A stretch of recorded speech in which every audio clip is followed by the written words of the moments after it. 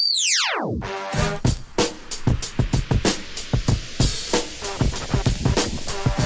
time for the Shop Report with Barbershop Jay.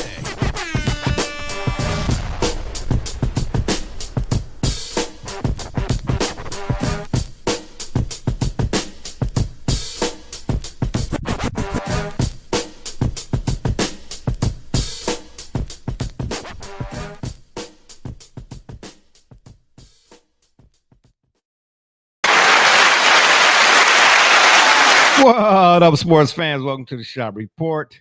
I'm Barbershop Jay. I'll be your host for the day. Here's what's happening. Of course, we want to remind you the Shop Report is brought to you by Rocket Digital Media. It's the one-stop shop for all your digital marketing needs. You can look them up on Facebook at RDM Detroit, or you can slide on over to the website, rocketdigital.net. That's ROCKIT digital.net. Make sure when you're there, while you're there, you tell them the BSJ sent you. And for my folk out there in TV land, if you want to leave your questions or comments during today's program, by all means, please do so. We will throw it up on the screen. And y'all know what's coming next. If you're one of them folks that wants to leave a question or comment that's indignant or ignorant in nature, won't be seen on this screen. Matter of fact, here's what you'll get. Ain't nobody got time for that. That being said, joining me on the program today is myself. I don't know where my co-hosts, plural, are right now, but hopefully they'll be joining us here shortly. But I will say, we got a great look on a few items on the menu for you all today. That's right. We're going to talk 32 teams with the NFL season just right around the corner. I mean, you know, if you got Facebook, obviously you've seen a couple of folks talking about we only got 3 Thursdays or 4 Thursdays till NFL season begins. Everybody's clamoring for the NFL to be back in full swing. Obviously, this whole collusion thing is kind of getting swept under the rug to some, but not Pablo and Florio. Shout out to them for that, though. And of course, we too will be following that as well and keep you all updated and abreast. And well, let me just say it like this. It's already been 2 parts, right? I'm pretty sure it's maybe 3 or 4 more to come. I'm just saying, let Florio and Pablo keep doing what they're doing. And then we'll fish back, not piggyback. We'll fish back off of what it is they're talking about. But anywho, we got 32 teams. And that's right. The 32 teams we're going to go through today's cachet of NFL squads. But we're going to ask in particular, who's the player to watch from each team?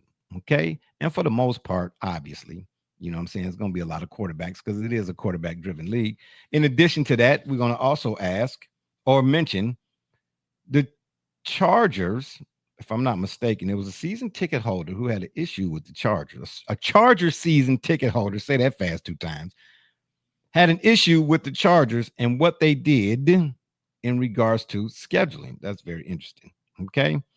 But without further ado, we're going to start the show. I'm going to give y'all the button again. You understand what I'm saying? We're going to get things kicking off, obviously, with the AFC North. Okay? Or, excuse me, no. Let's do it the AFC East. How about that? Let's save it till we get to the North, right? Because the AFC North got the Browns in it, you know, and I got a little extra to say when it comes to them. Anywho, the Buffalo Bills. Who's the player to watch when it comes to the Buffalo Bills? Josh Allen? I don't know. But I'm going to say this, though. It's about, well, no, let me back up. What I don't understand is, even though the NFL is a quarterback-driven league, why is it that the quarterback is individualized in a team sport? Did I ask this question before? No? Okay. Well, if I did, forgive me for being redundant. But why is the quarterback individualized? Like, for instance, this whole conversation about Lamar can't beat Patrick, and I get all of that.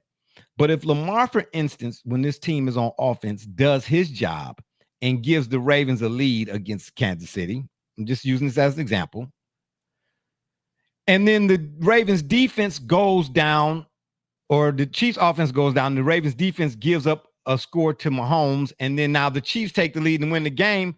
How is that on Lamar that Lamar couldn't beat Patrick Mahomes? But I digress.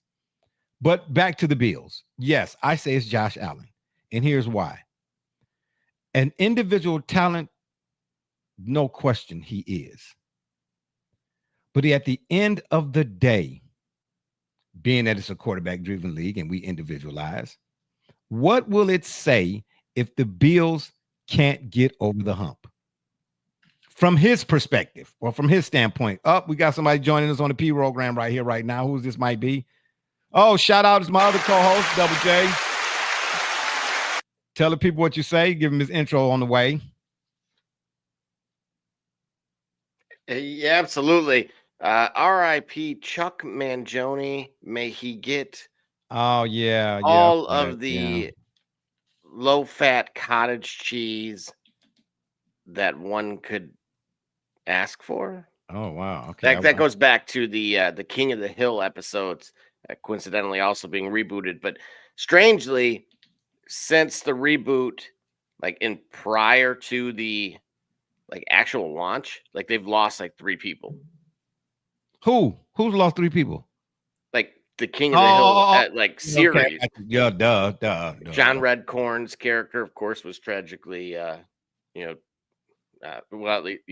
killed at least.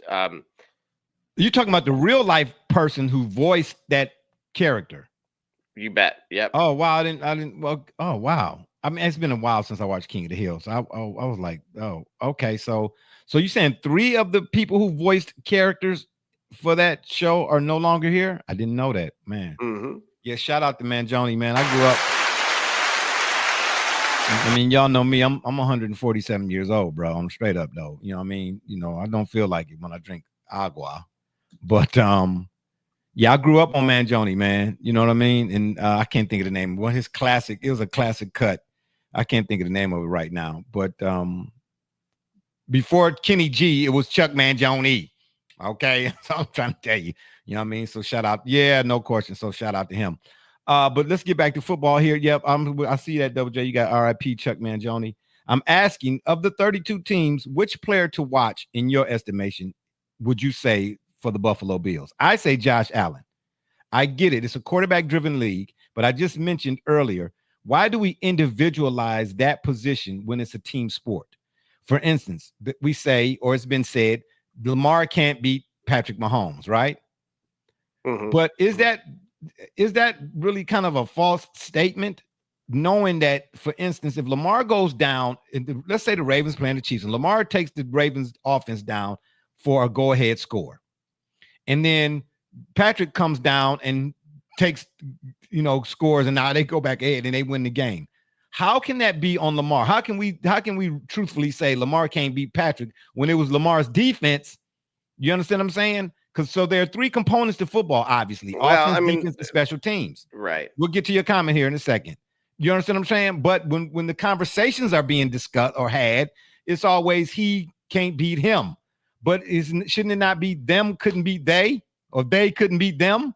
Well, sure. But when, that's the unfortunate part of the sport, when you have the highest salaries, that's who the blame ultimately falls on. Even though it was Mark Andrews who ultimately dropped that ball. Right. Yeah, well, Lamar fumbled in that game too, wasn't it? That game, right? But we're saying he did ball out. In spite of all of that, if Andrews secures that catch, we have potentially a different outcome. Okay, so then let me throw that at you. Then why did Lamar get more of a fallout than Andrews? For the reasons that you're listing. Okay, got you. That had he kept it, I don't know, had he played a perfect game. Essentially, it's what Cam Newton said about Jalen Hurts. Is it in a nutshell, which is don't win us the game, but don't lose it either. Yeah, shout out. Oh, thanks, Miss Alva. Yeah, AARP. Yeah, okay. All right. I see you starting early. I see. But you know what, though? And right quick, before we get to any more of the teams, before you get your answer on the Bills, who you think is this for the Bills, let's talk about that for a minute. Cam Newton, what he said about Jalen Hurts, I think he was wrong. I think what Ryan Clark said about Cam Newton was all the way right, and what he was saying about Jalen Hurts. Because here's the thing.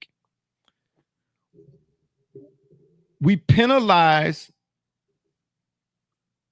like, for instance, growing up in the 80s, Elway, Marino, Kelly, all of them guys were if you watch them play, not even in college, just in the NFL, you could see the individual talents that they were. I mean, I watched Elway growing up when he was at Stanford. I mean, he's involved. He was involved in that infamous the band thing. Well, I think it was against Cal. You know what I mean? Where the band ran on. Cal won that game, if I'm not mistaken. Anyway, I don't know, but I'm saying you can see what Elway is, right. But even he said himself when he was with Denver early on, he said, "Man, if I didn't win it, if we didn't win, then I was going to go down as how the casual fan talks about Dan Marino. You had to have seen Dan Marino to know why those who played against him, or his colleagues back then would say, oh, no, you ain't no way to worry about the disrespect Dan. You see what I'm saying? So in other words, is it fair to penalize Joe Montana because he had Jerry Rice and John Taylor or Dwight Clark? Is it fair to penalize Peyton Manning because he had Dallas Clark, Reggie Wayne, Edgerrin James at one point? You know what I'm trying to, I forget who Joseph Adai, and definitely Marvin Harrison. Mm-hmm. Is it wrong? Is it right to penalize John Elway when he finally got Terrell Davis, Rod Smith, Ed McCaffrey, and Shannon Sharp? You understand what I'm trying to say? How do you penalize Jalen Hurts for, as Cam was trying to say, I really can't grade him because of what he got around him? Well, we say that all the time. In other words, it can't be selective and objective. Them two don't go together at the same time. Any quarterback who didn't have this or that around him, people would say, hey, man, you put him around him, what do he do? That was actually part of my argument when I was talking about Deshaun Watson going to Kansas City. You see what I'm saying? Because of who Andy Reid is versus who the Browns got on their sideline. You understand what I'm saying? It is a reason why the Browns in particular right now, in this talk, I don't know how true it is, why they talking about pairing Nick Saban with Arch Manning. You understand? You can't have one without the other. Now, you can see what the quarterback is without those guys and say, man, if he had, and I don't really like using if, but if he had such and such and such and such and such, he would be. Because I use John Elway again in particular. John Elway was an immense talent, bruh. And what he did to the Browns, yes, Ricky Nattiel, Mark Jackson, and I forget the other receiver. They were called the Three Amigos. But them guys right now, or at that time, they were not going down. Now, I'm not knocking because they were in the NFL. So I ain't never played in the NFL. So I'm not knocking them by my standards. I'm talking about by NFL standards. Bro, them dudes, you wasn't even thinking about them dudes in no conversation. None of the receivers we talk about in terms of being great, like the Mosses and the Javon Walkers, you know what I mean? And the Sterling Sharps and such like that. When I say Elway made them guys, and then Sammy Winder and Steve Sewell was the running backs. You know what I'm trying to tell you? When I say he made them guys, bro. If any other quarterback, Richard Todd, Ken O'Brien, Boomer Esiason was nice though, but anyone other than that, the Browns win and go to them Super Bowls them years. Elway was a one-man wrecking crew. He was the reason why I could say that. But you also saw, though, that when he got to the Super Bowl, them teams that they went up against, that's why Denver got their mouth kicked in. Because it just showed that when one guy can get you there, you type of deal, you understand what I'm trying to say? In the NFL anyway, you know what I'm saying? Okay.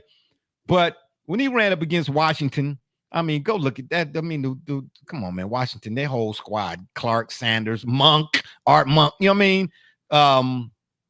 The Hogs offensive line. You can see they had all three phases. The Washington was better than Denver. And then look what happened when they played Dallas. They played Cowboys twice, didn't they? Or was that Buffalo that played the Cowboys twice? Buffalo. Okay, yeah. Well, I just know every time John Elway got to the Super Bowl, man, you can see that he needed a Rod Smith and a Terrell Davis, and an Ed McCaffrey and a Shannon Sharp. So those guys need the other guys in order for that guy to be mentioned in the annals of ... Or am I off base? No, I think the general theory is if they have good weapons and they have a poor performance, then they get the blame because the tools themselves are there. Whereas if you have bad weapons, if you know by context, or and then you have a good game, then you're even more elevated in that respect. Okay, so okay, I mean to cut you off. So okay, on that, and then adding to the key element to why I think Cam was so off base. If you want to look at just the 2 Super Bowls that the Eagles played in against Kansas City, right? Mhm. The conversation surrounding Mahomes is unquestioned, right? Generally speaking, yes. Generally speaking, unquestioned, right? So let's remove all the other elements of the football teams, meaning the special teams and the defense, right? Look at their performance, their individual performances, whatever it is that those 2 guys at that position are judged on in terms of what they do, not what people think. If that guy can't beat that guy, you get what I'm trying to say? Did Jalen Hurts outplay Patrick Mahomes? Sure. He outplayed him, bro, in both games. Now, he didn't win the first one, but he outplayed him. I'm talking about measure for measure. Whatever you use to measure a quarterback's performance. I'm talking about, you know, I'm talking about escapability. I'm talking about the stuff that's not always necessarily being able to be recorded. We know the sacks. I mean, not the sacks, excuse me, the completion percentage, the interceptions. Did he go 7 for 11 or 10 for 10 or whatever? You know, all of that. But did he not outplay Patrick Mahomes? In the first, you could kind of argue that. Well, I would say no, he didn't. Not in the first one. Mahomes was 78% versus 71%. 300. Now he threw for 300 yards, yes, but 1 touchdown versus 3. Okay. Well, let's just say he was in the ballpark. So in his the first QBR, you know, for Mahomes was 96 versus 79. Okay. All right. Well, he was in the ballpark in the first one. Let's just say that. But in the second one, he outplayed Mahomes. So what is Cam talking about? You get what I'm trying to say? How can you not talk about you don't know how to grade him? If Patrick Mahomes is the NFL standard currently, and Jalen Hurts outplayed him just on quarterback measurements, you get what I'm saying? Or metrics or whatever you use to measure the quarterback's performance, what is Cam talking about? Hey, and jump on the fumble. How about that? Anyway. Well, I think you see this kind of commonly with other quarterbacks like Brock Purdy. That would be immediately one that comes to mind. Even historically, other guys like Ben Roethlisberger, that were essentially that again. When you earn that title of game manager, so you think Ben Roethlisberger was a game manager? Me personally, no, but I've seen absolutely others suggest that when he had Jerome Bettis, he had the tight end who's eluding me now. And then, of course, you think about the wide receivers and, of course, the defense, right? They had a complete team. That was what made them successful. Where would you have drafted Ben Roethlisberger out of the 32 teams? He wouldn't have been a top 10 quarterback. I don't know. I can't say that. All I know is at the time, I watched him at Miami of Ohio, and I wanted the Browns to get him. Oh, no, I did too. Because he just what he and I'm not a real big fan of his, but just from a football standpoint, he showed up on tape. And you see, look where the Steelers at now. You know what I'm trying to say without him. You understand what I'm saying? And he was talking about him coming out of retirement, so to speak. I mean, listen, but see, here's the thing too, though. You're right, Jerome. He had Jerome Bettis and the whole nine. I'm with you on all of that. But we say that about every quarterback. Every quarterback needs a good running game because guess what? It offers balance. Ask Dan Marino. I think Daniel Jones. Oh, well, wait a minute. Hold up there. Daniel Jones is bad by himself. No. His numbers with and without Saquon are one that it's like night and day. That somebody was willing to pay him before him. Yeah. Well, I say, I mean, everything Marino had. I mean, he had Duper and Clayton, and that was offensively, and that was really about it. And I'm talking about, I watch, man, if you are a true NFL football fan, go back and watch the 1985 divisional playoff game, the Browns against the Dolphins in Miami, when Don Rodgers was still alive. That's all I'm saying. Marino literally, when you're talking about folks carrying folks, Marino carried them, because the only thing I can think of Marino had at running back was Keith Byers, maybe, and Bernie Parmalee, if I remember correctly. And he might have had Kareem Abdul-Jabbar, not the skyhook Kareem, okay? I'm just saying, not the skyhook. Settle down, people, settle down. But I just don't get what I just think Cam's take on Jalen Hurts is off base to a large degree. I won't say all the way 100%, but to a large degree, I just think it's off base. Well, but look, again, if you wanted to add merit to it, and you wanted to suggest, okay, well, who is Jalen Hurts without AJ Brown, right? Why did they go and trade when I was in Vegas in that draft for AJ Brown? He clearly needed help. Why did they draft Devontae Smith almost immediately after? Why did they, again, Dallas Goedert has been there for a while, but that line is strong. Clearly the run game is arguably the best in the league. And then that defense, which we'll get there, but that was literally the best defense in the entire league. So when you're isolating one individual and saying how critical of a piece is he, unfortunately, because of how we could, to me, they're interchangeable in a sense, where Saquon is so good that if we were to say, okay, well, we know what they're capable of doing without him. They were able to make the Super Bowl already. However, he played such a pivotal role in their team's success that it was undeniable. Well, the same thing could be said for Deion when Deion went to the 49ers. When Deion and Charles Haley were with the 49ers, they won Super Bowls. Right. When Deion and Charles Haley were with the Cowboys, they won a Super Bowl. Okay. And I'll say this. See, that's why I really don't like to individualize it, because not even so much for the quarterback position. I forget what year it was, but the Dallas Cowboys, mind you, with Troy Aikman, Alvin Harper, Michael Irvin, Moose. They started the season 0-2. But look at that offensive line. But they started the season 0-2. It took Jimmy Johnson and Troy Aikman went into Jerry Jones' offices and said, "Hey man, stop playing. You better pay Emmitt Smith." Mm-hmm. You get what I'm trying to say? They still had everything and lost the first 2 games in that season in grand fashion. And Troy Aikman was the first one in Jerry's office. He's like, "Look, man, no, you don't understand. That dude is an integral part of what we do. Despite how great you think I am." He was cold at UCLA. Troy was, by the way. You know what I'm saying? Michael Irvin. Talk about quarterbacks who may or may not, who may fit that circumstance. You're kind of pointing at one.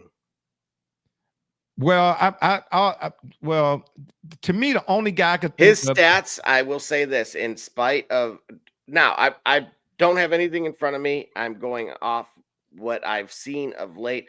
Those ones seem to almost indicate that he was subpar by comparison to versus the modern quarterback.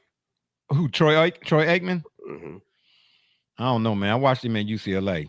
And Troy Aikman was balling. He balled out at UCLA. Now, I'm not saying he was John Elway at Stanford.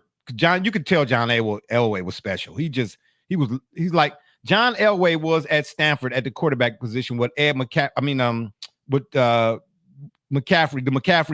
other McCaffrey was at Stanford. Christian McCaffrey. He just jumped off the screen, bro. You know what I mean? He just jumped off the screen. You could just tell. But even still, the only guy I could really think of who really even stood out with lesser talent and even stood out more with greater talent was Tom Brady. Wes Welker was nice, but Wes Welker wasn't. Yeah, listen, Danny Amendola, all of them, man. Listen, the short passing game was the Patriots running game. Because guess what? He had one elite receiver, isn't? Maybe Deion Branch, but that's no. Deion Branch wasn't elite. Deion Branch was not elite. He was nice. Okay, Rashay Caldwell was nice too. But that's my point about Tom Brady. Tom Brady's the only one I could say who you could really point to him and say, his cause of him. You get what I'm trying to tell you? Because even at the running back position, they had musical running backs. Corey Dillon was there one year. Fournette was there James one year. White. Yeah, exactly. So they never really had that was the only position really, and the defense was solid, no question. You know what I'm trying to tell you? But I wouldn't put the Patriots defense up there with the Steelers, with Mean Joe Green and them, or this 85 Bears, or them type of defense. They were there. But you could really look at Brady and say, okay, offensively, yeah, this guy, he really had dudes who was just like off the street. And then you see what he did when he got Randy Moss. Okay, they was one win away from trumping the Dolphins, 70-72 Dolphins, bro. Okay, Moss had probably his best single season. Yep, him and Jerry Rice only hold the records for most touchdowns in a season. Okay, and that was with Tom Brady at the helm. You know what I'm trying to say? So, and then he goes to Tampa, and then do what he do. So he probably the only one, but for the most part, bro, you need every quarterback, despite how good or not good or great you think he is, they all need all the elements in order for it to. But everybody has to do their part, though. You get what I'm trying to tell you? You know what I'm saying? Because even the Giants won the Super Bowl with Jeff Hostetler. Well, see, so I'm going to read these numbers to you because now I got them, and now I'll leave it up to you. Whose numbers? Whose? Aikman's. Okay. 165 games played, total completion percentage 61.5. Passing yards 32,000. We'll play the we'll take the over here. We'll round up. We'll call it 33,000. Yeah, well, Vinny Testaverde got over 40,000, and they talking about him being in the Hall of Fame. Okay, well, 165 passing touchdowns, 141 interceptions. Ooh wee. So that ain't even a 2-to-1 ratio. His passer rating for his career is 81.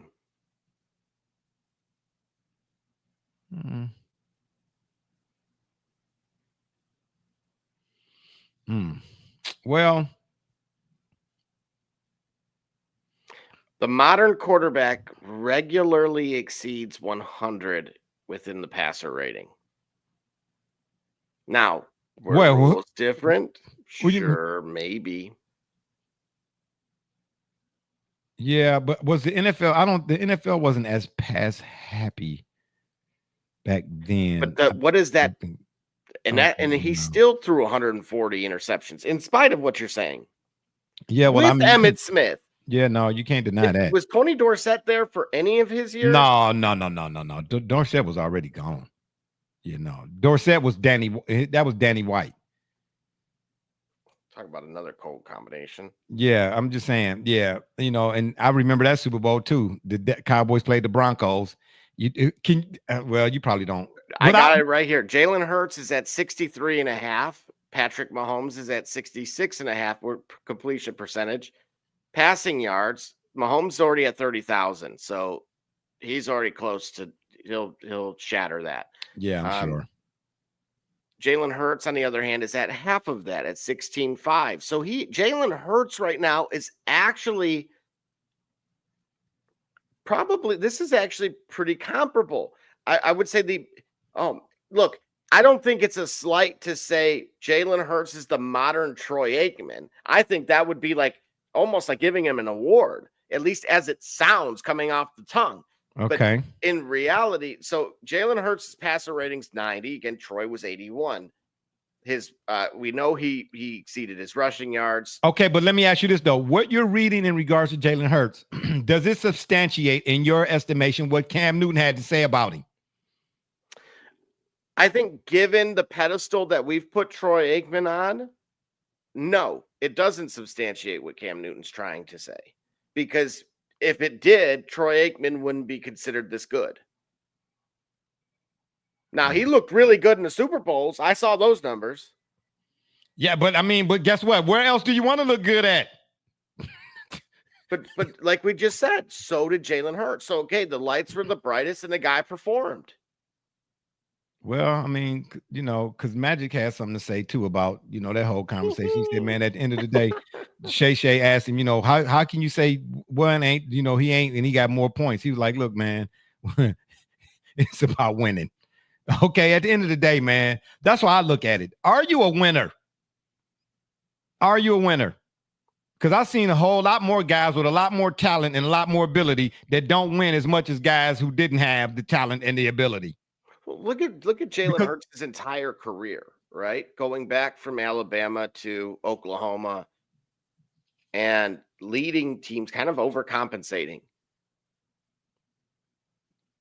Oh yeah, okay. Hold that thought. Yeah, we're gonna come back to that. We're gonna get some of these 32 teams and players to watch. We're gonna take a break right quick. We'll be right back. Oh my gosh. I'm Jordan Gudeman, and I'm the founder and CEO of Eddie G's Cookies. I was first diagnosed with a nut allergy when I was young. At the time, there weren't a lot of labeled items that said if there may contain nuts or there are nuts in the food, so my brother and sister and I baked a lot at home, and we enjoyed treats from mixes and things like that, but I noticed that it was not the same as what my friends were enjoying, and I started making up my own recipes. When it was time to pick a career, I decided to start a bakery so I could share my treats with everybody else. When I started creating my recipe, I was taking in all the things that I thought I was missing out on. A soft, chewy center, a crisp outside crust, and a taste that is just like it came out of the oven at a bakery. When I put all those things together, I had come up with a recipe for a dream cookie. Eddie G's Cookies only uses the finest ingredients. We have all natural flavorings, no preservatives, and every cookie is made in a nut-free environment. The best part about Eddie G's Cookies is that they can be delivered right to your door. You can share them or not. We won't tell.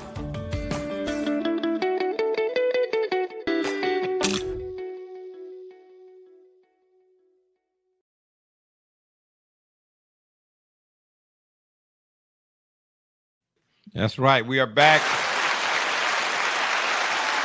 EddieG'sCookies.com. Get yours at Amazon, baby. I'm still waiting on mine. Anywho. D Gully has joined us on the program. Shout out to D Gully from the CLM Bus. Glad you could join us. Gully, what it do? What's going on? What's going on, team? Hey, man, how y'all doing? Yeah, but got an emergency situation, so I was taking care of that, man. It's wrapping up, so that way I can engage with y'all and let y'all know who to watch for and get right back to it, man. So let me not be any more of a disruption. Go ahead and get back to it, brothers. Well, I mean, I wouldn't say all of that, but okay, you said it. I didn't. Yeah, so go ahead, Double J. Finish. What was you saying now? Yeah, I think there's a better case that can be made here if you look at the big picture with Jalen Hurts overall, right? Again, as a reminder, started as a true freshman at Alabama, then, of course, led them to 2 national title games, of course, losing to Clemson in the first, and then, of course, winning the second, and within Saban's system, ultimately had to transfer to Oklahoma, in which case he still was able to get them to the college football playoff. Yeah, I just think that a lot of a lot of the detraction of sorts when it comes to Hurts is that he doesn't do what he does to the fanfare of a Mahomes, or it's not, and he don't really wow you. He's just yeoman like. He just goes about the business of what it is that he do. And he said something similar. He said something to that effect in regards to, like, I was trying to do it how everybody else wanted me to do it. He said, no, I found me a way to do it, and I just stayed the course in how and doing it that way. What's wrong with that? You see what I'm trying to say? If a guy can win a Super Bowl and then people be like, oh, well, he ain't have 8 touchdowns, and he did. What happened? Ask the Browns, would they like to get to a Super Bowl? Right. Come on, man. My goodness. You know what I'm saying? He can listen. Hey, I tell you what, that championship ring he got. yeah. Okay. Yeah. It say a lot, man. Come on, man. Like, for real, man.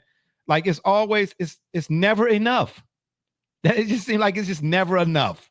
You know what I mean? So why bother? All right. But see, why would he be willing to give, I guess, somewhat of the hypocrisy, in my opinion, is just why would you rate Lamar Jackson or Josh Allen, two guys that haven't made it to the Super Bowl in a handful of years, right? Ever. You asking me? Well, I'm trying to get in the head of Cam as to why he would be comfortable. You can't. He wears headscarves. You can't. You know what I'm saying? KRS-One talked a lot about guys like him in some of his lyrics. You know what I'm trying to say? You should be wearing an apron in the kitchen like Miriam. I'm just saying. My bad. It's like championships don't. It's like championships don't matter until they do. Now here it is. Championships should matter in the case of these young quarterbacks of this class, of this era. Jalen Hurts included, Josh Allen included, Lamar Jackson included, Patrick Mahomes included. Here's a guy like Patrick Mahomes, has multiple Super Bowl appearances. Like you play for that game. You play for all the money and fanfare and all of that. But really competitively, you play, and when you acclaim or you aspire to be great, it's because you aspire to be great such that you can play in great moments. So here's a guy who's been to 2 Super Bowls, won one, actually looked pretty good in both Super Bowls he's been in. Now all of a sudden, it don't matter when he doesn't do it in a certain way that you expect other guys to do it, because he's, like you say, he's yeoman-like, because he's a quiet assassin in a sense. Like he don't have to do it with all the flash of fanfare. What's wrong with having a Tim Duncan if you already got a Kevin Garnett? What's wrong with that? Hey, that's bruh. Because I asked this question: did not Peyton Manning and John Elway both, who are both two considered to be two of the greatest to ever play that position, right? Two of the greatest to ever play in the NFL, period. Peyton, they both said to a man, they like, man, I knew if I didn't win one, what the conversation surrounding me was going to be. Matter of fact, it was one season. I don't know which season it was, but it was one season. Peyton Manning broke a regular season NFL record for most passing touchdowns in a season. He threw like 53 some daggone touchdowns, something crazy. I think it's 55. 50 something crazy. And they didn't go to the Super Bowl that year. Do you understand what I'm trying to say? They didn't go to the Super Bowl that year, bro. But how many people remember that? Not the Fairweathers, but the Fairweathers seem to be the one got all the foulness coming out their mouth. You know what I'm saying? Cam is, I'm just saying, with all due respect, Cam, you was an immense talent, got you to, but come on, bro. Stop. I mean, you get enough likes, I get, on without you don't need to do that. You don't need to say that kind of stuff, bro. That's all my point in the whole thing is, bro. It's ridiculous, man. It's ridiculous, bro. So you can get more attention. Come on, man. If you're going to spit something that means something. Don't just be spitting, just, you know what I'm saying? And then everybody's got to wipe their screens off because you spitting. You know what I'm trying to say? Nah, this might be one of those times where he just missed the mark. Because overall, generally speaking, when it comes to Cam and his commentary about other players or about the game in general, I have very rarely been in total disagreement with him. It's like you found him to be off base. I think this might just prove that everybody human, which if we didn't know already, now we know. You know what I'm saying? Yeah. What at the end of the day, man.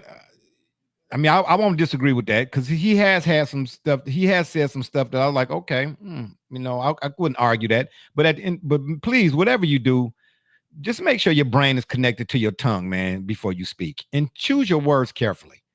Think before you speak. Again, where Cam is, I believe the avenue he's looking to go is that when you look at elite, he has elite all around him. And of course, the NFL asked the Cincinnati Bengals how difficult it is to try to work within that figure and keep everybody happy.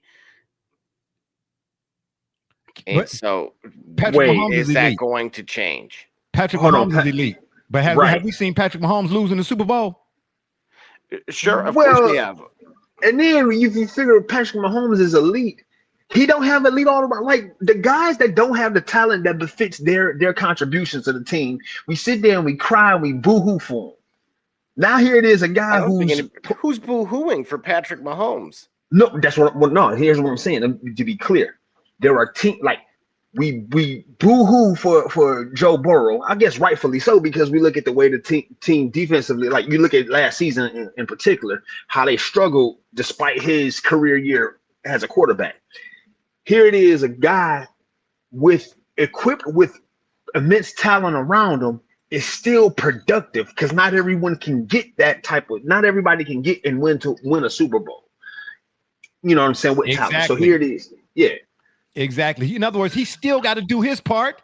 Don't downplay his part because he didn't do it like Rice did with Montana or Montana did with Rice.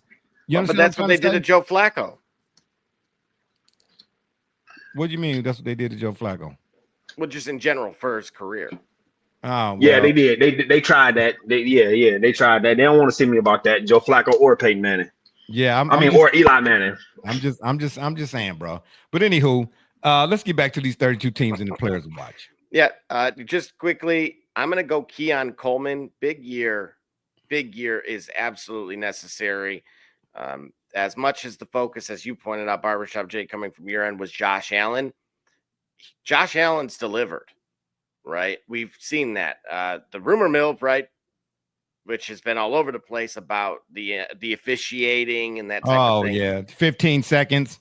Yeah, all of that good stuff. I'm going to leave that out of the equation here. I'm going to just say this with the team that they have, you got to see more out of Keon Coleman in order for Buffalo to at least end up right where they were a year ago. That's fair. Gully, who would your player to watch be for the Buffalo Bills? I see. Pardon me for taking the obvious, but it would be. It could be somebody we already named. If you know what I'm saying. If that's it again will be Josh Allen because at this point he's at that crossroads. See, to me, his career is shadowing John Elway's. Right now, in the case of John Elway got to Super Bowls and had a hard time winning one. For Josh Allen, he's got to break through that ceiling. I mean, how much more elite of a quarterback can he show himself to be, except for in that clutch? And I'm saying that. Go ahead. Hold on. Let me ask this question though, Gully. How should it? Because what you said just brought to mind. How should an NFL quarterback be measured then, or defined by elite? How elite or not elite he is, or whether or not if he wins? Quarterbacks is whether or not he wins. So right, he wins in those big moments. Okay, right. So that's how a quarterback should be defined, right? Ultimately, yes. Okay. You got the ball in his hands every play.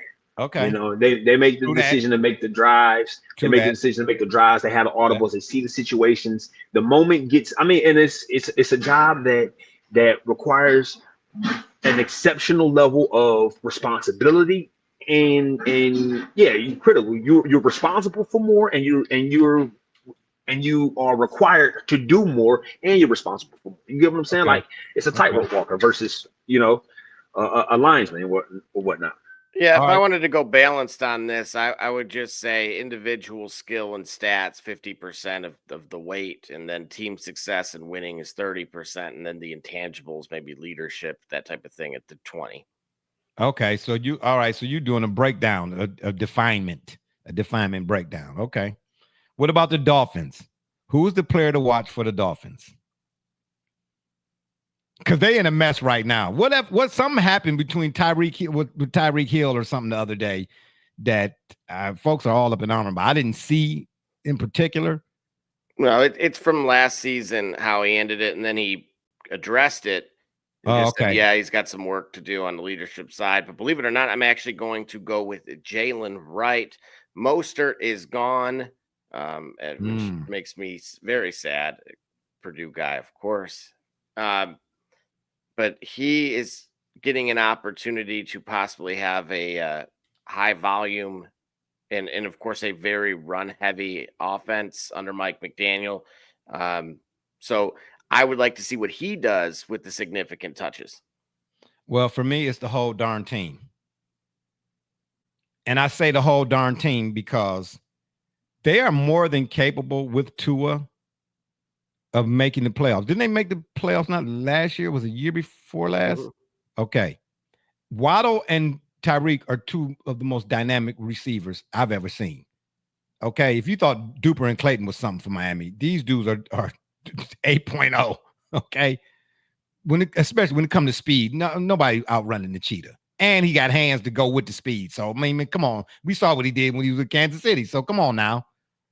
But when I say the team, they need to get off to a fast start and maintain that in order to get home field advantage throughout the playoffs. If they have to go somewhere and it's cold, with all of that they have to offer on offense, it's a done deal, bro. And even with Marino, and the Raiders had this problem too for a couple of years later when Art Shell was towards the latter portion of his coaching career with the Raiders, when they had to go to Buffalo, bro. When warm weather teams, when them like that, when they have to go somewhere and they make the playoffs, but when they got to go up to Buffalo or Cincinnati, well, we won't say Cleveland because we ain't seen that since, since Calavito was here.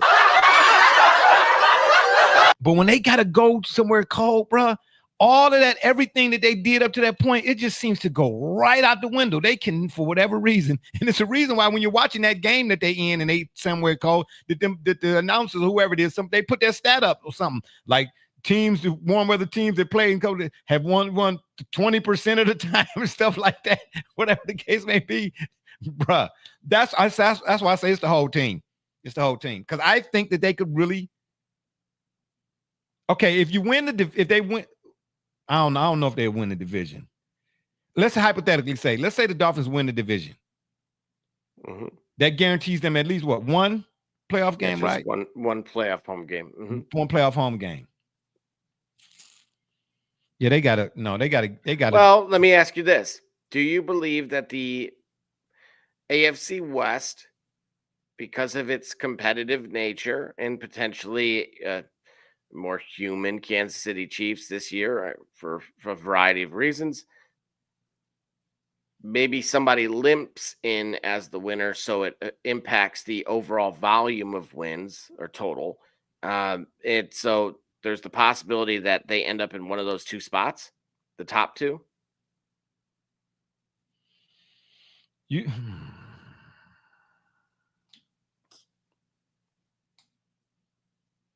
So you saying the East, the AFC East, have two teams? Well, no, I'm saying more so from a placement of 1 through 5, 1 through 7 in this case. So instead of them just kind of getting in at the 3 or the 4, where it's one home game and then you go against the number 1 seed or number 2 seed. So again, to your point, somebody like a Buffalo or Kansas City, instead, maybe they are on the top line. Could you see that occurring because of? I don't know. It depends on the Dolphins' defense, I guess. Listen. Okay, I'll say it this way. Well, wait a minute. Well, whoa. I know you said the whole team, which isn't fair. That's not one player. But you went and pointed out Tua, Hill, and Waddle. I know. And then you just said the defense. So wait, but here's what I'm saying. Why is it the defense when it's the offense that you were just saying is the bigger issue here? Well, because I think it's going to take all of it. That's why I said the team is going to take all of it in order for them to do what you're suggesting. So really, is it more Mike McDaniel? Does he get fired if this goes south this year? Oh, it's no question. Yeah, it's no. What you mean? What you mean? He gonna be fired going south? What you mean? He's gonna have that owner, the Ross. He's gonna have him. He's gonna leave some Legos behind from. I mean, we'll build some bricks then. Use some bricks. Yeah, I just think the Dolphins, if they don't, they have to have home field advantage throughout. That's otherwise. Yeah, it's otherwise everybody's. Hang on a second. Let's not act like this team wasn't like 12-4. To your point of when it went well. Yeah, they're regular season phenoms, but cold season playoff flops. The only way the Dolphins have the only way the Dolphins can be what I'm thinking they should be, they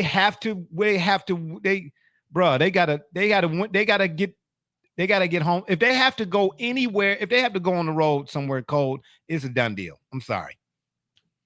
So for them, it's either win it, put yourself in a position that folks got to come see you, and not in a position where you got to go see somebody.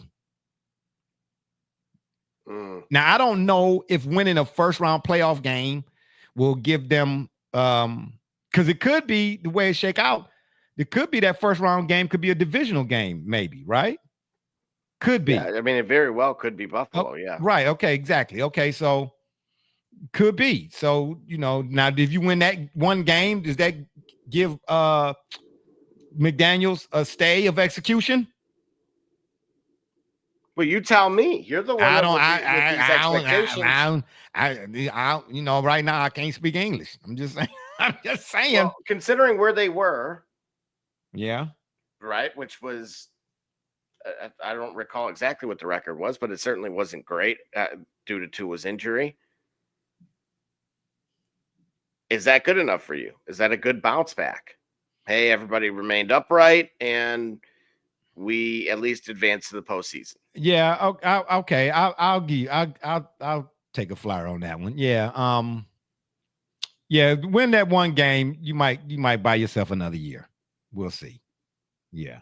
What about the Jets? Let me say this right quick. Mm-hmm. If Justin Fields, in fact, dislocated his toe. Yeah, he did. Bruh. Well, KJ had the toe and the foot, then the foot thing. And that's obviously what ended it. But, Bruh, I'm telling you, bruh, your toes, they like the thumbs. Have you ever just jammed your thumb? Yeah, I'm pretty sure look, I'm hitting that age, man. I think I broke my please, finger. man. Oh, stop. I was pulling up Aiden's age. soccer sock and it popped, and I was like, oh no. Hitting what age? 27? Oh, stop it. Man, please. You don't, that's calcium or something. You don't, okay. Well, if you calcium deficient, I ain't got nothing to do with that. I'm just saying, man, don't talk about hitting that age. Man, stop stealing my lines. If Justin Fields dislocated his toe, bro, that's going to be a problem all season long. He might come back, maybe halfway through the season or something like that, maybe even less than that, but you're not going to be the same, bro. Dislocated toe? Oh, that's, bro. Oh, man, that's uncomfortable. He wishes. Wow, really, Mrs. A? Okay, well, she out here. Yeah, I'm like, well, like what? What's the? Listen, it's never enough with the ladies. It's never enough, bro. They not satisfied. It's never enough. This has got to have a reason to get knives out. Like, I asked you if you want to go to dinner and you want to throw squats and pans and skillets at me. Like, what happened? Oh, man. Boy. Okay, I'm with you, Mrs. A. So, prior to that occurring, because that literally was today. In my research, I was actually looking at Malachi Corley from Western Kentucky. That's what I was gonna say. Yeah, I was gonna say that. Yeah, I wanted to see. So everybody knows I've from a fantasy vantage point, I've had the wide receiver 1 on the team. I've also had a myriad of other Jets players that may have not been the wisest of decisions or the first to come to mind. So, however, with this individual, I actually looked at, quick releases. So a volume of targets, which is great for those PPR guys, right? Which is myself. And when you have some other big PPRs targets, are better too, though, more so than traditional. Oh, and believe me, I'm glad you're on board, because obviously if our listener league will be continuing here about a month. Well, I already know. I mean, I might as well start at the bottom, because that's where I end up. I usually end up on the bottom. So, it's all fun in games, I guess, with me. I don't know. Once upon a time, though, I was really, I was the draft and all of that. I don't want a couple championships in my, fantasy football leagues in my time. You know what I mean? But now it's just like, pass me the saltine crackers. I'm hungry. I'm just saying. You want to talk about age? You saw Gully went from like, hey, I haven't done this in, millennia. Oh, he won last year? Well, he won to pick him. Absolutely, he did. Did he? Yes, he did. I didn't know that. Well, then we're not going to spend too much time giving him credit for that. Don't do that. Oh my gosh, I'll never still listening. You're welcome. Yep. No, I'm just saying, he got my phone number. You know what I'm saying? He'll call me at 3:00 in the morning. Hey, who won to pick him last year? Who won to pick him? I'm like, what happened, man? I'm over here. No, man, I'm in my bonnet. I'm just saying. What about the Patriots? Who would you pick? Who would you say for the Patriots? Jalen Polk. opposite of Stephon Diggs. I was gonna say Diggs. Mm. Hey, what's the whole deal with the puppies in training camp? Did you see that? Is that a therapy thing or was that something else? Well, from what I saw, it looked like the high school assignment we had when we had to take care of the egg. It was like our baby or whatever the case may be. And we had to, that type. Like, what are the Patriots doing over? Okay. I'm just saying. I never saw that with Bill Belichick. I'm just saying. I was gonna say Diggs. Well, now wait a minute. That's your coach, though. Who? Bill Belichick? No. For the Patriots, the new coach. What do you mean it's my coach? Mike Vrabel. Well, I wanted Vrabel to come here, but I didn't know he was going to be having puppies and all over the place. I'm just saying. I'd still take him. It was an adoption event. Oh, okay. Okay. That makes more sense. Okay, got you. All right. I'm just saying. Right, well, yeah, look at that. 40 shelter dogs were rescued. Oh, shout out for that then. Okay, well, my bad. Okay. I mean, I just saying, our host wanted them to, No, I just wanted context. You added context, therefore the context led to clarity. That's all I'm saying. I man, come on now. A 90s movie, all dogs go to. Come on, man. Bruh, you hold on now. Hold on now. You're talking to a person whose pet cat passed last year, and my youngest daughter still ain't got over it. Okay. So she was like a family member, Bella. Okay.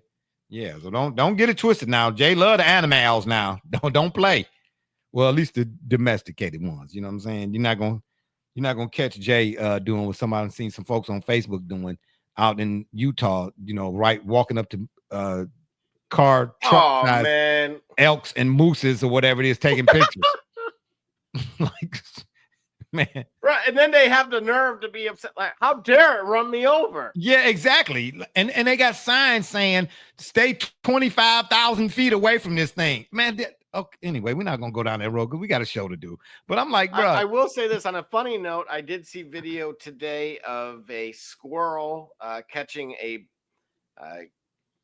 trying to find some refuge from the extreme heat that we experienced here in the Midwest. Hey. And of course, at Cedar Point, they have those fans with the sprayers. Yeah, exactly. He was laying flat on his belly with that sprayer and fan. Hey, listen, bro, you can't tell me that animal kind is not has a level of intelligence that we sometimes overlook or underestimate. Because there was another video of a squirrel who was in somebody's house and took the broom and laid down and laid the broom on top of him like he had got hurt. Yeah.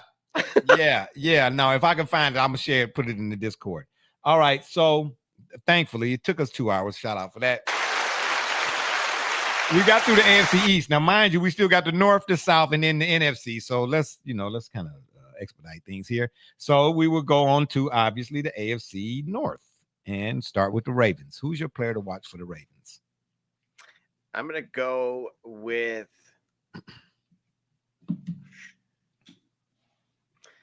I have a guy, but I'm not sure if I want to choose him now.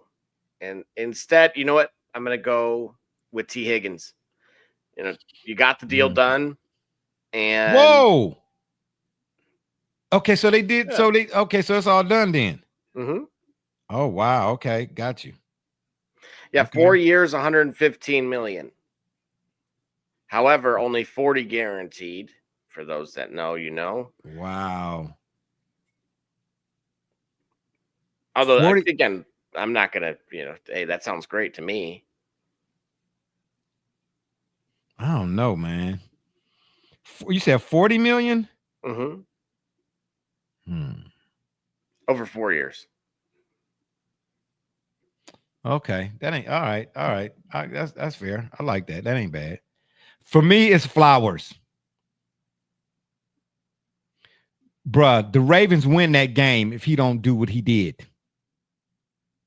But you expect him to perform. You want him to do more? Bruh. I'm saying he could be the catalyst of, in a sense. I mean, look, the straw that stirs the drink is Lamar, obviously. You understand what I'm trying to say?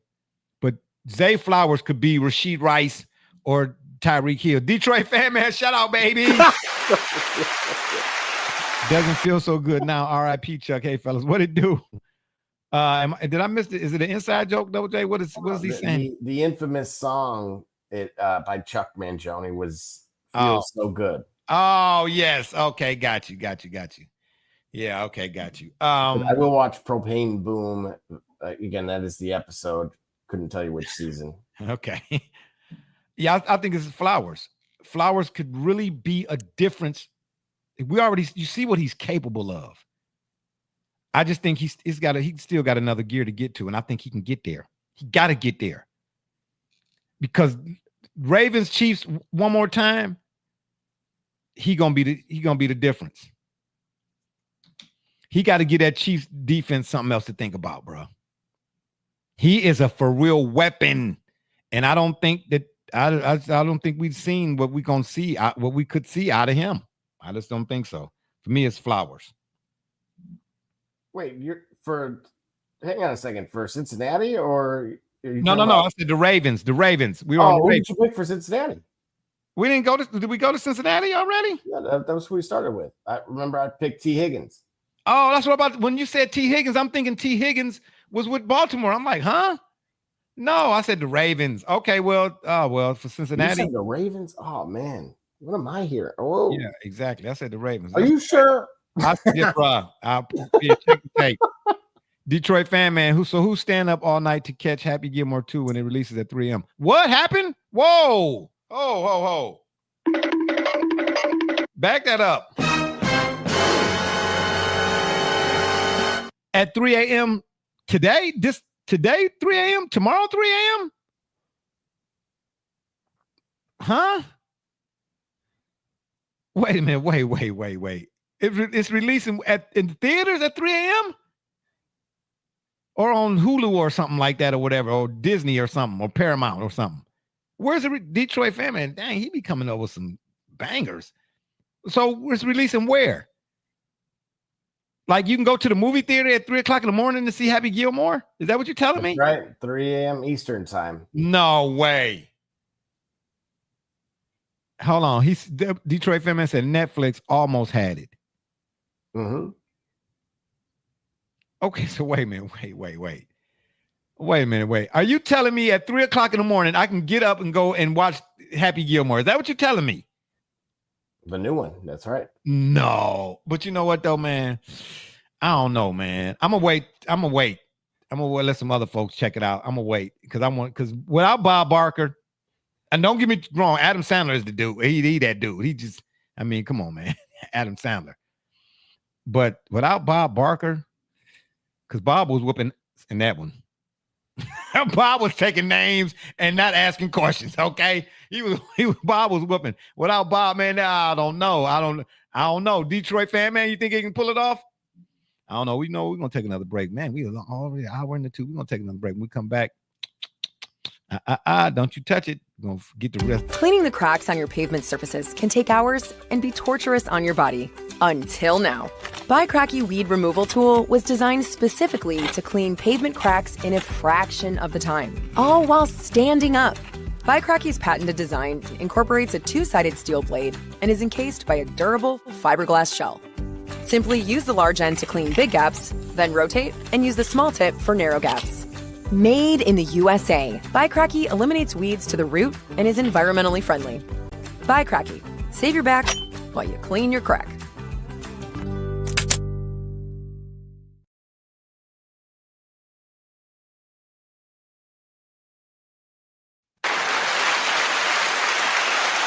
All right, we are back. Before we get to that comment right there, Gully just let me know in our private chat that he will be back as soon as he possibly can. He's having technical difficulties.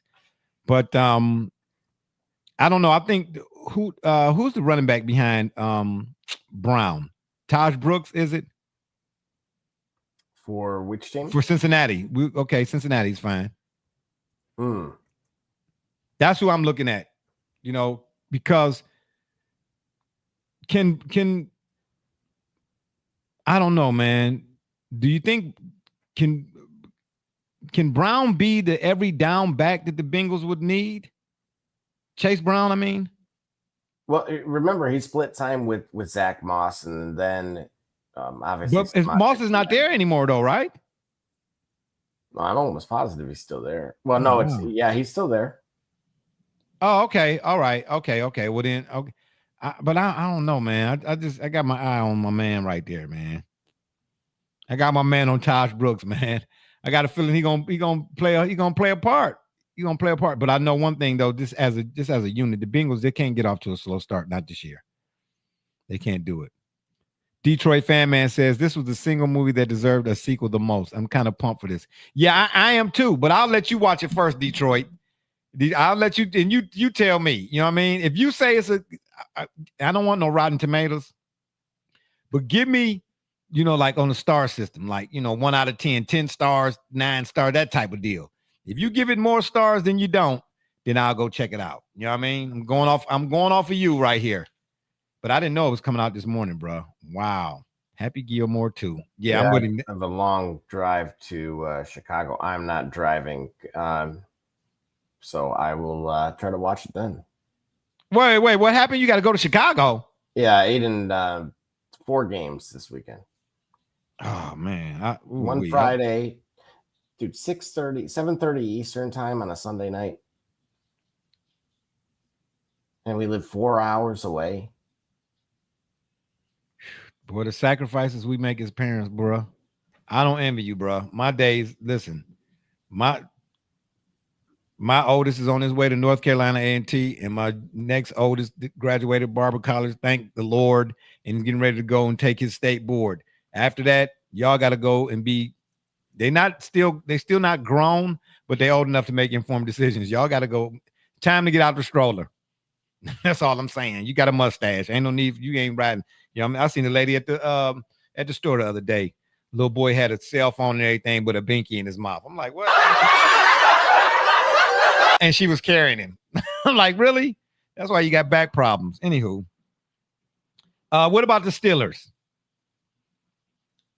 All right. Well, I figured you were going to start us there. Okay, yeah, Sharon Rodgers. Okay, all right. I don't place all the emphasis on training camp that most people do. I get it. They so overly excited about football. Any little thing, gets them going and all giddyish and all that type of stuff. I done had too many turns around the sun to get excited about that. I just want to holler at me when the red zone jumping off, and I'm good. You know what I mean? Let's take it from there. But he out there throwing pick sixes already. Or is it just training camp? Yeah, that's what I thought. Yeah, the spotlight is on you, Aaron. It's on you. Because hold on now. What the Steelers, I have never seen them wait on a guy and do what they did in regards to him. I had never seen them do that. Such a first-class organization. You know what I'm saying? He held them hostage for a few minutes. Okay, so the spotlight is on you. And as a result of the spotlight being on him, what do the Steelers do this year? I actually think they could do more than many might be ready for. Oh, my gosh. I knew you was getting ready to say that. Oh, my gosh. Yeah, well, don't leave it there. Add some detail to that. Well, again, they got the deal done with TJ, which was really critical. But there's a sneaky player that I really like, a sneaky addition that I personally think I will be looking to target, maybe as a backup, and we'll see what he could do. But I like the reunited, and it feels so good for the 4th time. Speaking, that is a Chuck Mangione pun on purpose. Mm-hmm. Arthur Smith reunited with Jonnu Smith. Oh, why did I not know you was going there? Wow. Okay. Like you said, if you're correct in what you're suggesting, which is Aaron's abilities, he needs a big threat. And we've seen this in but injuries at the NFL level take their toll. You understand? When you blow out an Achilles, bro, You see what happened? You see what he did when he blew it out with the Jets? It was nobody around him, no nothing, bro. Then let's not forget, bro. The NFL is still the NFL is still such that it is a collision sport. This is why contracts, for the most part, are not guaranteed, or only portions of it are, because that guy goes down, and then what? Everybody's PPR league is a ripple effect. Everybody's PPR leagues is done. Your traditionals are done. The owners is mad.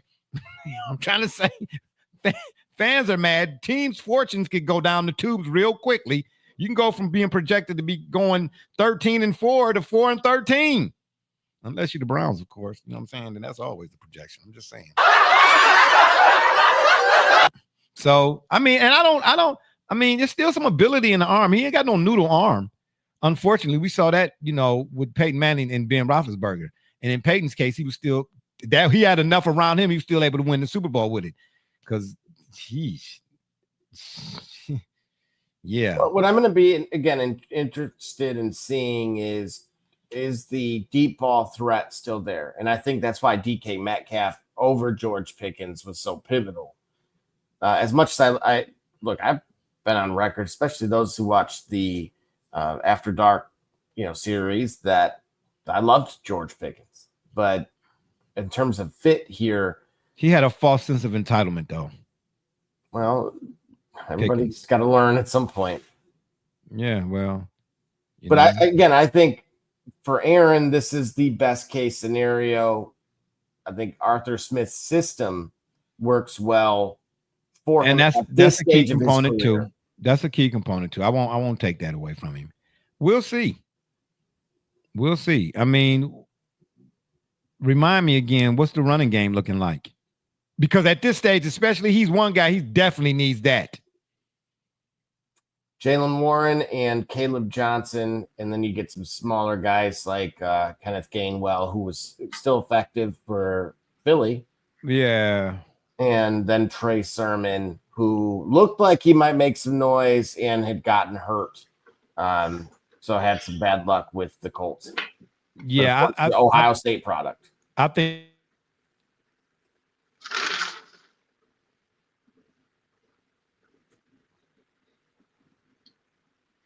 Did we lose him? I think we lost him. All right, Golly, who do you think here out of the Pittsburgh Steelers? Oh, for certain, it would be Aaron Rodgers. There's a lot of high expectations considering his tumultuous tenure, if I even said that word right. Tumultuous, terrible tenure with the Jets. Well, or the misfire with the injury, of course, but then after that, their running game, to echo what we said before.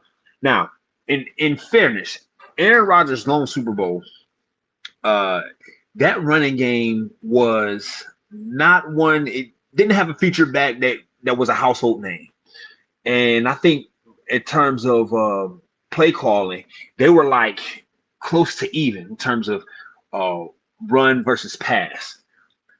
To the point where basically the running game was effectively, like, to borrow another metaphor from boxing, like a jab. They did it, and it was effective for the sake of being able to set up the pass. So he didn't at that time need an all-pro running back in order to be effective in the passing game. But we're talking, what was that, 14 years ago now? Wow, a long time ago. So maybe times have changed, and maybe you do need a workhorse, somebody who can be a solid 1,000-yard, 900-yard, 1,000-yard rusher, even in the 17-game season, in order to release the pressure, in order for Aaron Rodgers to be most effective at surprising you with the pass. But yeah, so whomever that running back by committee is in Pittsburgh, I think they've got a really, really big job on their hands this year, even more so than years past. Yeah, and again, I'll emphasize why the Arthur Smith thing is good. I think he builds offenses that are very quarterback friendly, especially for veterans, efficient, timing throws, pre-snap motion, a lot of stuff that's going to allow the quarterback to basically read the defense. So he schemes it in a manner in which you can change the protections and then potentially go into RPOs if necessary. And again, we've seen that with guys like Mariota, Ritter, or Tannehill in the past. But and then, as you mentioned, that run game, Najee Harris, or in this case, Jaylen Warren, he won't be asked to basically throw 50 times. And as I pointed out, both of those tight ends are phenomenal. And so we've only seen this once with him in the past, which was, maybe the combo of Jermichael Finley and Robert Tonyan. So I like it. And I think Roman Wilson has Michigan guys know how quick he is. A little bit of a disappointment last year. So he's got a lot to overcome, but DK Metcalf can also serve as a pressure release if he's got to just heave it up. As far as moving on within the AFC North. All right, there we go. I'm so sorry about that, bruh. Lightning just struck my my AC unit. Really? Hear me? Yeah, lightning just struck my central air unit. All my power just went out. Everything was gone, bro. The lights and everything went out just that fast. Whoa. You good though, right? Yeah, it came. I'm sitting here talking to y'all. And listen, hold on. I got to turn my light back on. Hold on.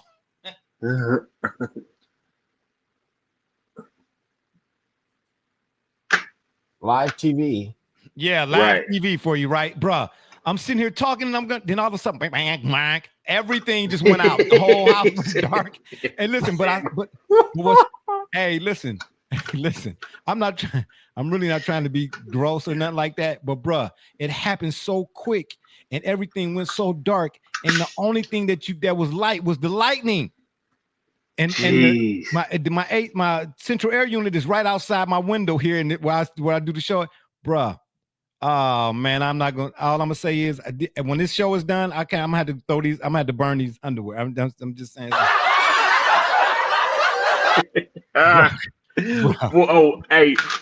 We need to sponsor. We need Dude Wipes. Yeah, I mean, they got the Browns uniform. Absolutely. Yeah, absolutely. We need Dude Wipes. Oh man. Bruh. For a moment. Oh man, y'all don't understand, bruh. I'm sweating.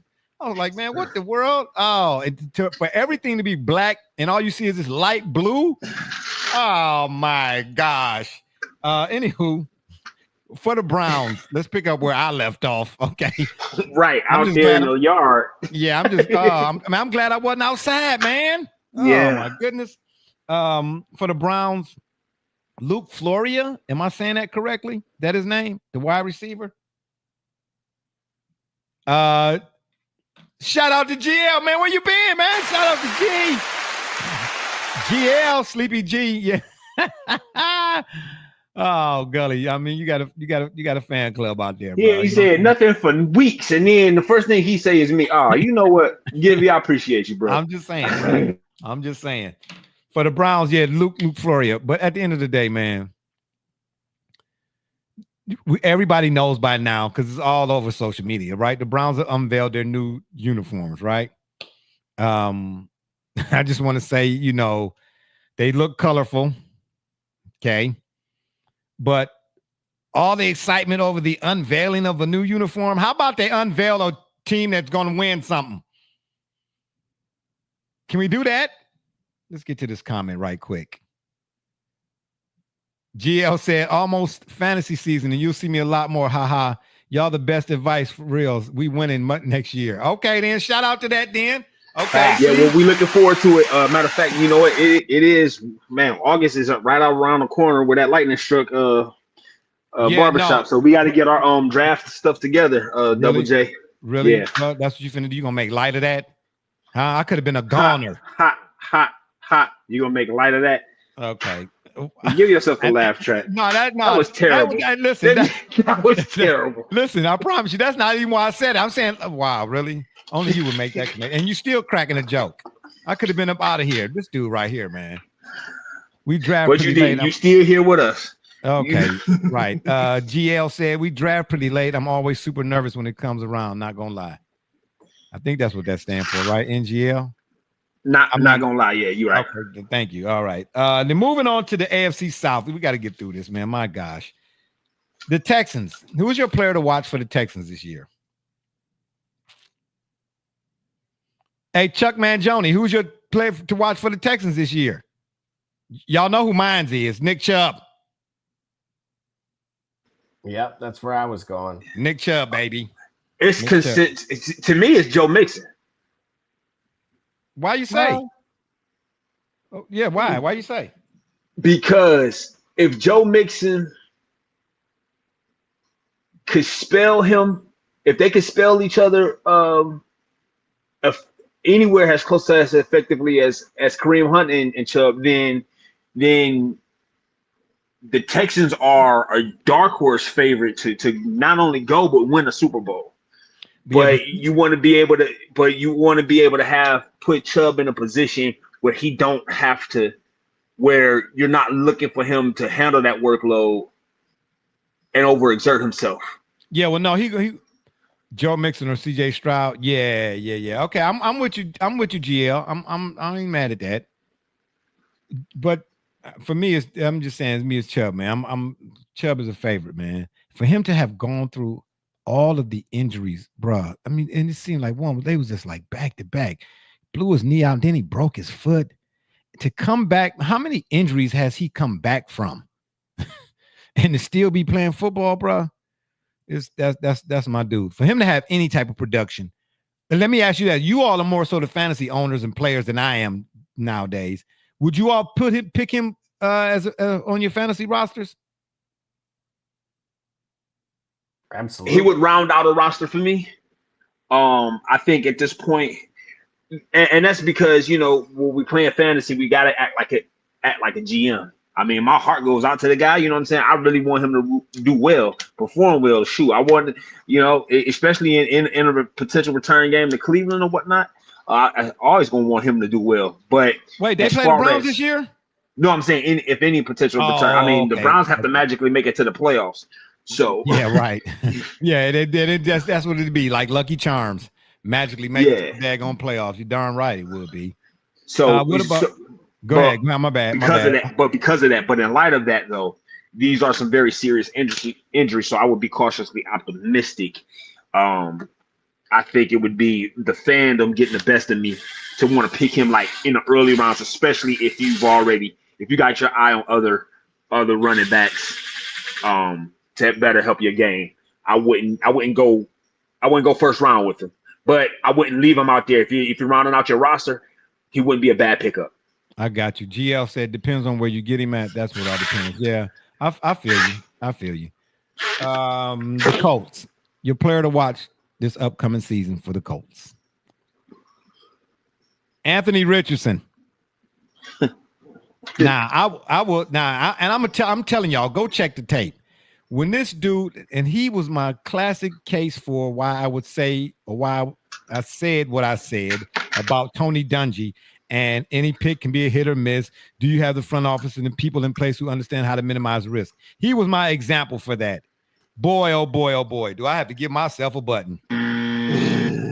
Because he done stunk up the joint. I mean, and I give myself a button again for the Colts front office. Because I was thinking, because obviously the questions surrounding him when he got drafted. GL said Anthony Richardson and JT. Who's JT? I don't know who's JT. Jonathan Taylor. Oh, well, Jonathan Taylor, bro. Jonathan Taylor is come on, that goes without saying, I think. It's Anthony Richardson, bro. It was a lot of talk prior to him getting drafted, or when he got drafted, it was a lot of questions, I should say. Like, why did the Colts take him? And I was defending him. Oh, man, using my Tony Dungy line.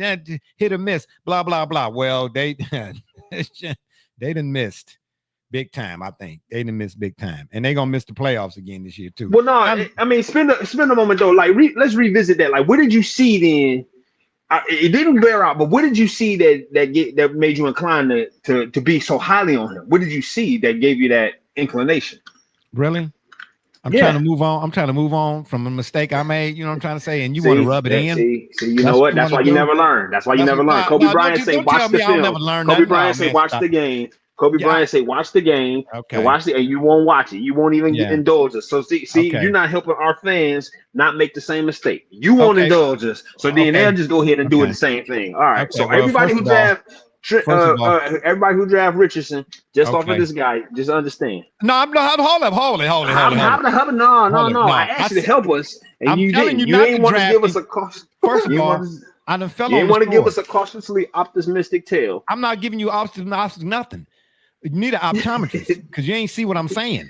I fell on the sword. I said when I said what I said when he got drafted, I was all in his corner, and I used Tony Dungy's in the example of the organization. I thought the Colts organization found a diamond in the rough where everybody else was poo-pooing on him. He only had 17 games in college. I'm just picking a number. You know, he only had 6 minutes in college. Why would they take him that high pick? I was like, man, you forget y'all. You know, the Colts front office know what they're doing, and obviously they look more like the Browns than they did anything else. I'm just saying. And then you want me to? I already cut myself. You want me to put the knife in further and twist it? Is that what you want me to do? Man, please. I can't wait till Predator Badlands come out because guess what's going to happen in your case. GL Wayne, and again, he said JT got hurt after his incredible year, and he's been questionable. Sure, he's an amazing back and is explosive, but can he copy his rookie year? I want Anthony Richardson to copy somebody's rookie year or somebody's year, period. I'm just saying. Okay. At least JT, you know, he got a resume. Okay. JT, we've seen what he can do. Anthony Richardson, I don't know what they're doing. That's all I'm saying. Yeah, exactly. Anthony Richardson is trash. Why stop messing with the buttons? Yeah, Anthony Richardson is trash. Definitely he is. What about the Jaguars? Travis Hunter. Oh, wow. Really? I mean, wow. That was hard. Okay. Well, no. Are they going to let him play both sides of the ball? I don't know. I don't think so. Not this first year. And if they do, it might be, well, who knows? I mean, who knows? They might have some like spot plays or something, you know, on occasion, depending on what package, you know what I mean? And that's interesting too. Like if they what would you play him in if he was on defense? The nickel? I'd try to put him as a slot corner. Maybe. Yeah, GL said Travis Hunter easily. Yeah, okay. Oh, you put him on the slot? You put him in? Yeah, okay, on the slot. Okay. So that's we're talking nickel. Okay. Or dime. All right. Or dime. Yeah. Okay. All right, I'll give you that one. What about the Titans? Cam Moore, baby. I was thinking for the Jags, Travis Etienne Jr. because of how he finished, to see if that will translate to more success, or maybe it was just lightning in the bottle. Sorry about the phrase, but no. Oh wow, really? You doing it again? Okay. Yeah. This dude right here. After it sounded good, it sounded good. Then I realized quickly, please, you knew what you said. Oh man, stop it. Then you gonna try to walk it back, Cam Newton. You're worse than doggone Gilbert Arenas right now. GL says again, I think with Travis Hunter, you let him play all offense as wide receiver, and every now and then have him on every other drive, so then he can rest, or put him in just for a few plays on defense, primarily offense. Yeah. I'm kind of going with that too. Well, look at the way Dion was used as a Cowboy in the secondary. I mean, has a wide out, and in the secondary, like there are plays and situations. Matter of fact, it would be kind of like vice versa. Not only Dion, but Troy Brown with New England. Well, Troy Brown was forced into playing defensive back, and he did it pretty good too, though. But he was primarily wide receiver, and in Dion's case, Dion was primarily defense, but played wide receiver and punt, you know what I'm saying, on occasion. So it could be Gotcha. But see, that's the thing, though. What is Travis Hunter? What is he primarily? Well, I guess his performance will indicate where he's best suited in the NFL. We don't know. Yeah, GL says, man, Travis Etienne is one of my favorite running backs ever, but they didn't utilize him, and that injury hurt him. No way. Bigsby is better. Ooh, I don't know, Gully. Ooh, he might got you on that one right there. Said Bigsby is better. Yeah. Yeah. Somebody got points. Somebody got points off our recommendation last year. I don't know who it was. Oh wow! Oh. Consistent recommendations, right? Oh, was GL, do I got it right? Double J. GL, Double J. Do I have it right? Was that the guy that we was banking on? That we kind of recommended late in the season? Bigsby. You talking about Bigsby? Oh. No, ETN. Oh no, he's saying no. Bigsby isn't better. Oh, okay. All right. My bad. I'm just saying, I don't start no fires over here. I just start them. I'm just saying, like, Smokey the Bear, baby. You know what I'm saying? Give a hoot, don't pollute type of deal. We're gonna take another break. When we come back, we're gonna finish up our AFC, and then we're gonna get to our NFC, and then we got a little question. Oh, okay. GL says again, we were banking on Chase Brown, Gully. Oh, okay. Oh, so y'all got your. Oh, so wait a minute. And he said Chase Brown is the go. Oh, Chase Brown is Cincinnati, right? That's right. No. Who was it? Who was it? It was a wideout. It was a wideout. We kept picking late in the season. Okay, well, we're gonna take a break, and then when you come back, y'all can figure that out during the break. Yeah, I mean, my gosh, man, I just said we're taking a break. Now you want to break some, man? Don't let me break my boy. Ooh, I'm trying to tell you. Ooh, let's get this over with. It's K Cunningham, and you watching the Shop Report. I'm Homie Diallo, and you watching the Shop Report. My name's Chris Murray, and you're watching the Shop Report. Oh, you're Jay Nolly, you're watching the Shop Report. It's Max McKee, you're dropping in on the Shop Report. Barbershop Jay, Quentin Hines, Super Bowl champion. I'm ready. Let's do it. I'm on. Hi, I'm Morris Man, works at Mercury Stadium, and you're watching the Shock Report. Hey, I'm Billy Butler, and thank you for watching the Shop Report. Hey guys, I'm Les Norman, former Kansas City Royal, and you're watching the Shop Report. Commander Brown, Detroit Rivers Mountain Training, and I'm watching the Shop Report. Hey, this is Doug Flynn of the New York Mets. Well, a few other teams, of course, too. And you're watching the Shop Report.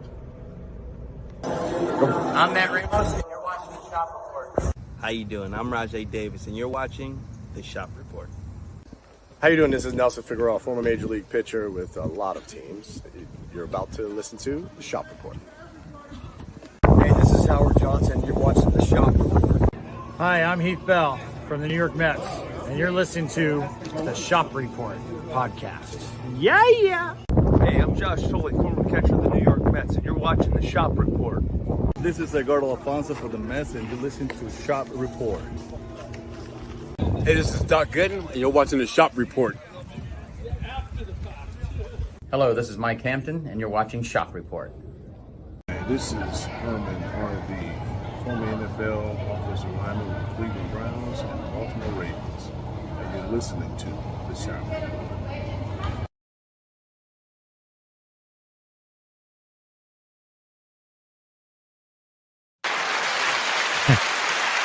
All right, we are back. GL said, y'all see GL? He said, hey, I'm GBL. Look, and you're watching the Shop Report. Shout out, man. It's all good. Oh, yeah. Okay. So we move over to the AFC West. Finally. Yay. Bucky Irving is a name that we. Bucky Irving played with the Buccaneers, bro. No. I know. I'm talking about last year. Gully was asking. Oh, Bucky Irving. Yeah. You sure it ain't the same Bucky that was with Captain America? Tyrone Tracy. Oh, well, they cloned Tyrone, so I'm just saying what's going on. I'm just saying. Shout out for that. The AFC West, the Kansas City Chiefs. Who is the player to watch? Well, I mean, let's not all talk at once. I mean, my gosh, 5 minutes ago, everybody couldn't stop talking. Now all of a sudden, didn't stop talking. Yeah, give me Xavier Worthy. I don't know. I'm just want to ask a general question, man. I mean, I know the Chiefs still got Patrick Mahomes, obviously, and Andy Reid, but do we see them slowing down anytime soon? I would say if they do, the individual that I just asked about has a similar season as last year, which is 19 catches for 287 yards and 3 touchdowns. I don't know, man. Just Pat. He just that good though, bro. I think he's gonna be in. As long as he at the helm, they're gonna be in it, man. And you definitely GL's weighing in. Lord how much he weighing in. He's saying Bucky the GOAT. Holy, the running backs I had were so good. I had Bucky, Chase, and Tracy. Yep. No way you get them all again. you gotta understand. We were on fire last season. He says the speedster Xavier Worthy. Yeah, I mean that's like the favorite pick. You know what I mean? And then he said, yes, Chiefs are only getting 10 wins this year. You think so? Hey, is that getting them into the playoffs? I mean, imagine the Chiefs having to do it as a wild card team, right? That's a mark of a dynasty for sure. Hang on, to Gully's point, Barbershop, I asked you earlier because you were saying Miami has to get home field and all this other thing. They now do. You just threw out a number. They do. Miami got to win. Well, right, but now what we're saying is theoretically, now you see these guys, you know, right? Givey and Gully are now suggesting that potentially their KC's only going to be right around 10 wins. Givey also said Broncos. Whoa. Man, that's wait a minute now. That's jumping out the plane at 87,000 feet with no parachute. Don't be DB Cooper over here now. They're still looking for that money.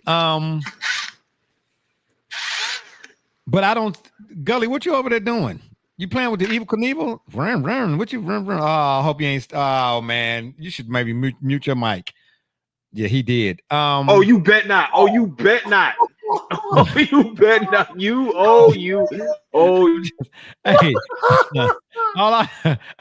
Hey, all I heard was electrodes. I didn't know what was going on. Bro. You know what I'm trying to say? But so Double J, are you suggesting that we see the Chiefs in the same light as we do the Dolphins? Is that what you're saying? No. I'm simply earlier I was making the case for you that said this is a make or break season for the Miami Dolphins. And so not only is that they have to make a run, but you're also saying they have to have home field advantage. So what I said was for that to occur. He said Gully taking Susu in the middle of a street. Hey, Gully, it wasn't me. I didn't say it. I didn't say it. So I mean, don't look at me. I didn't say nothing. But so you want me to put a number on? No. Now I'm saying, do you believe that Miami could get more than 10 wins? Because in theory, if they I don't believe it. I'm saying they have to. They have to. I'm not saying I think they will. I'm just saying that they have to if they want to continue with what they have. Because if they don't, everybody's gone. Waddle will be somewhere else. Tua might still be there. McDaniels is definitely out. Tyreek is gone. He's a speedster as it is. So, he's going to be out of there on the first thing smoking. That whole team going to be dismantled. Hey, and guess what? I'd take Mostert back. Could you see what the Browns running backs is going on with them right now? Unbelievable. Givey said, Miami an 8-win team, in my opinion, but they have such a good team. I'm still trying to figure out what's wrong. Exactly. That's kind of where I was going with that, Double J. Like, their offense, I mean, even on paper, with Waddle and Tyreek, how are they have got to be somewhere in the top 5 in terms of just on paper, like the most explosive. Oh, hands down. That's what I'm trying to say.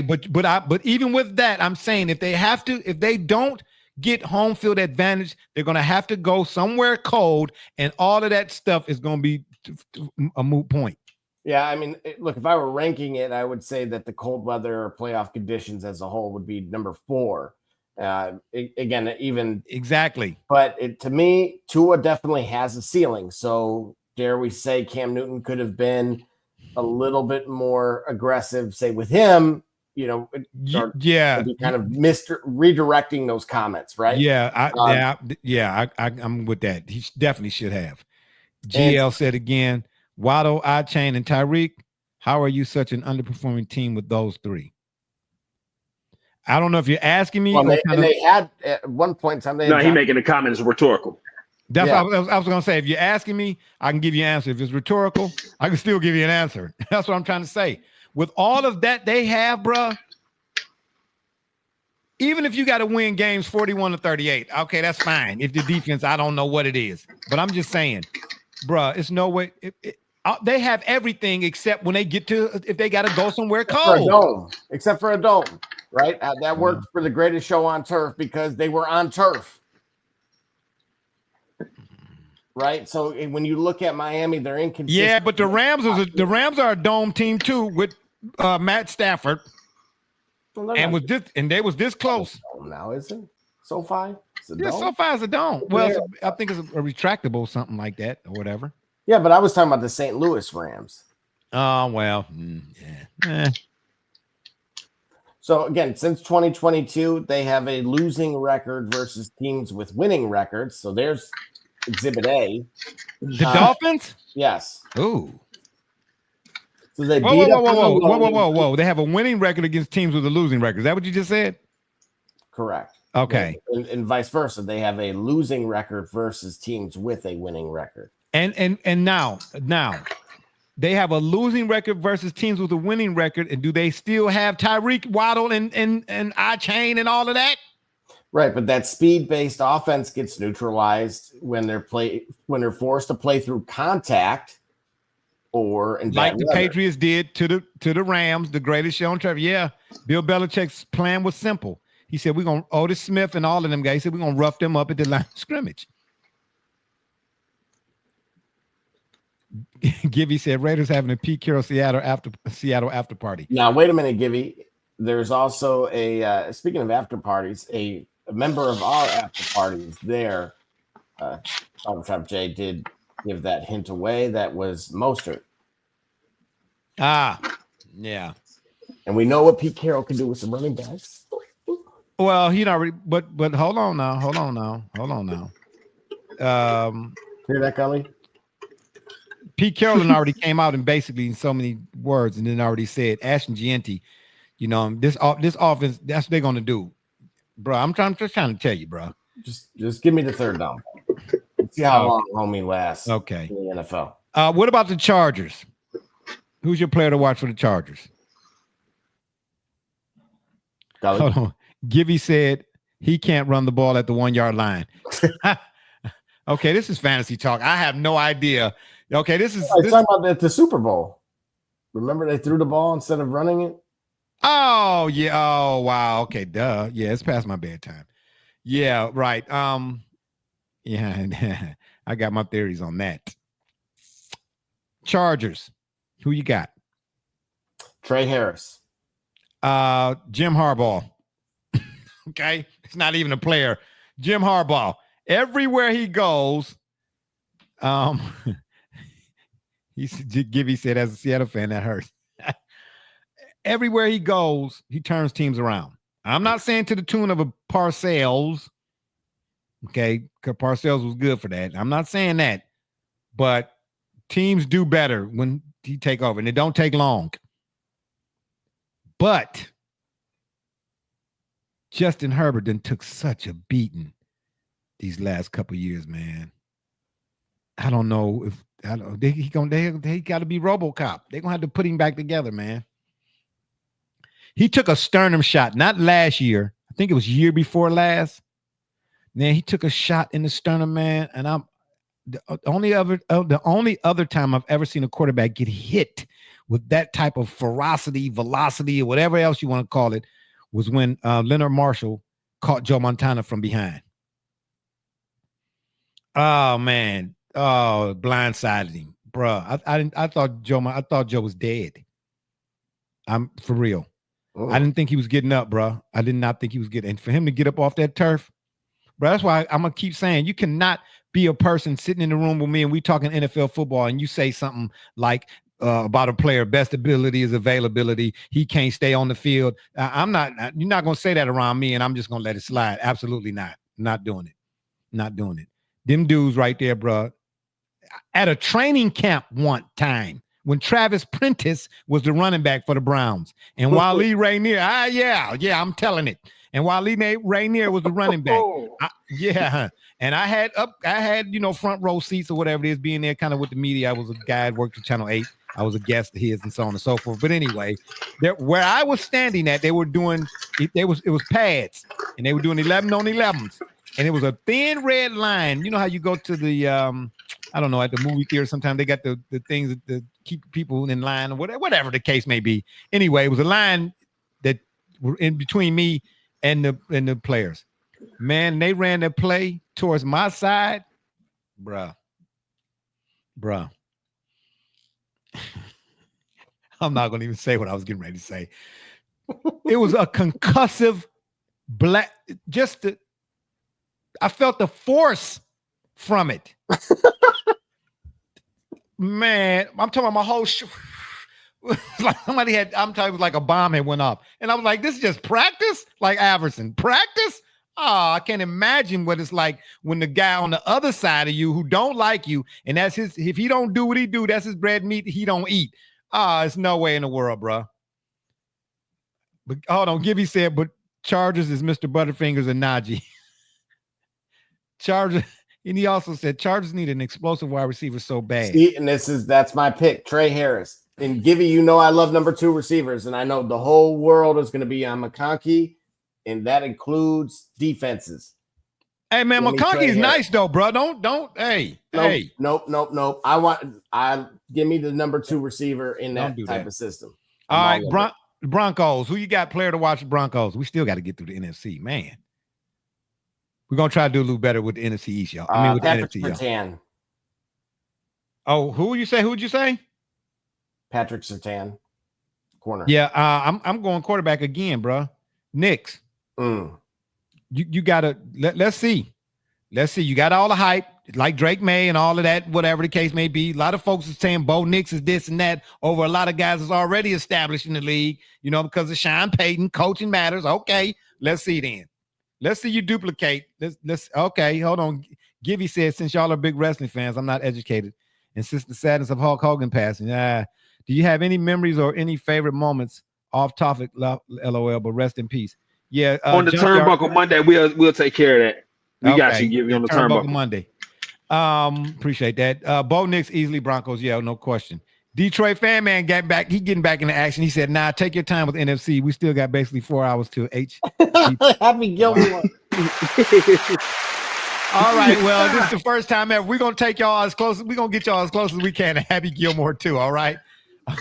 Gonna be pushing Sleepy G. Yeah. Y'all don't understand, man. I take Metamucil and Geritol, so I don't know what y'all talking about. I'm not finna stay with y'all all night. You know what I'm saying? Y'all young whippersnappers. Lastly, for the AFC, thank goodness, the Raiders. I already told you, I'm telling you right now, my player is Ashton Gianti. I'm jumping out the tree, baby. Just want to see what this Dante Thornton can do. 6'5", looks, deep play threat. If they get a breakout weapon, which, again, what Devontae Adams was about the last one that they had. So, wait, Geno can find him, and that's the thing. What happened to Waller though? Did he retire? No, I think he was in New York. That's what I'm saying. 1 minute he was with the Raiders, and the next minute, after Kelsey Plum left him, it was kind of curtains. And then he did that weird music video. I didn't see that part. Man, he was balling. He was the one bright spot on the Raiders a couple years back, man. He was balling. And then he did that kind of music video. I don't know. Anyway. GL says Sleepy G finna fall asleep on the stream. Yeah, you can tell. Because he ain't said nothing in the last 18 seconds. I'm going Geno. Okay, all right. He's on Miami. Is he? There you go. You can change your pick. Okay, Detroit fan man. Detroit fan man. He let. Yep. He said, I think Walter's a Dolphin now. Okay. All right. Well, we'll see. We'll see how that go. All right. We're gonna take another quick break, and then we come back because I gotta shut my. I got my AC going, and the rain is starting up again, and I gotta go shut that thing off, man. Because I ain't trying to finna get electrocuted. Y'all ain't none y'all gonna save me. You know what I'm saying? Not even Waller. I don't think, even though he a Dolphin now. Swimmy, fishy. We can take another break. We come back. We're going to finish up with the NFC and then a question. Then we're going to let y'all go ahead and watch Happy Gilmore. How about that? Did that sound good? No? All right, here we go.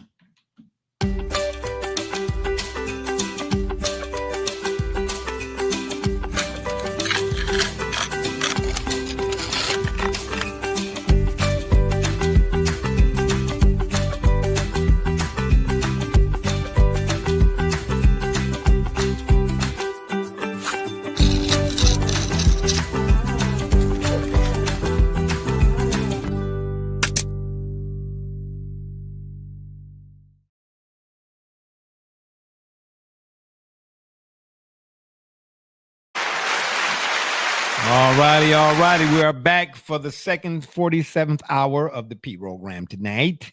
And now we move over to the NFC, starting with the NFC East. And now, mind you, some of these players that Double J and Gully are naming, and I'm here for the cookies and peanuts, I guess. You might want to write down for your future upcoming fantasy picks and your PPRs and your traditionals, whatever it is. And you all are Double J, Gully. You all are going to do the fantasy after midnight. You all going to do that this year too? Absolutely. Okay. All right. Turns, yep. All right. I'm going to let y'all handle it. Yeah, no question. Yeah, we're going to be back with that for sure. Okay, good. Because, the time y'all do that be my nap time. All right. I'm 56 years old, man. I'm not about to be on here messing with y'all for 1,700 hours. No, but no excuses on why your fantasy team is so bad. No, I don't make excuses. It's terrible. So you thought I was going to be in denial? It's not. Okay. Yeah. Gibby said NFC East is stacked. I think that division is going to be good. Oh, don't do that, GL, because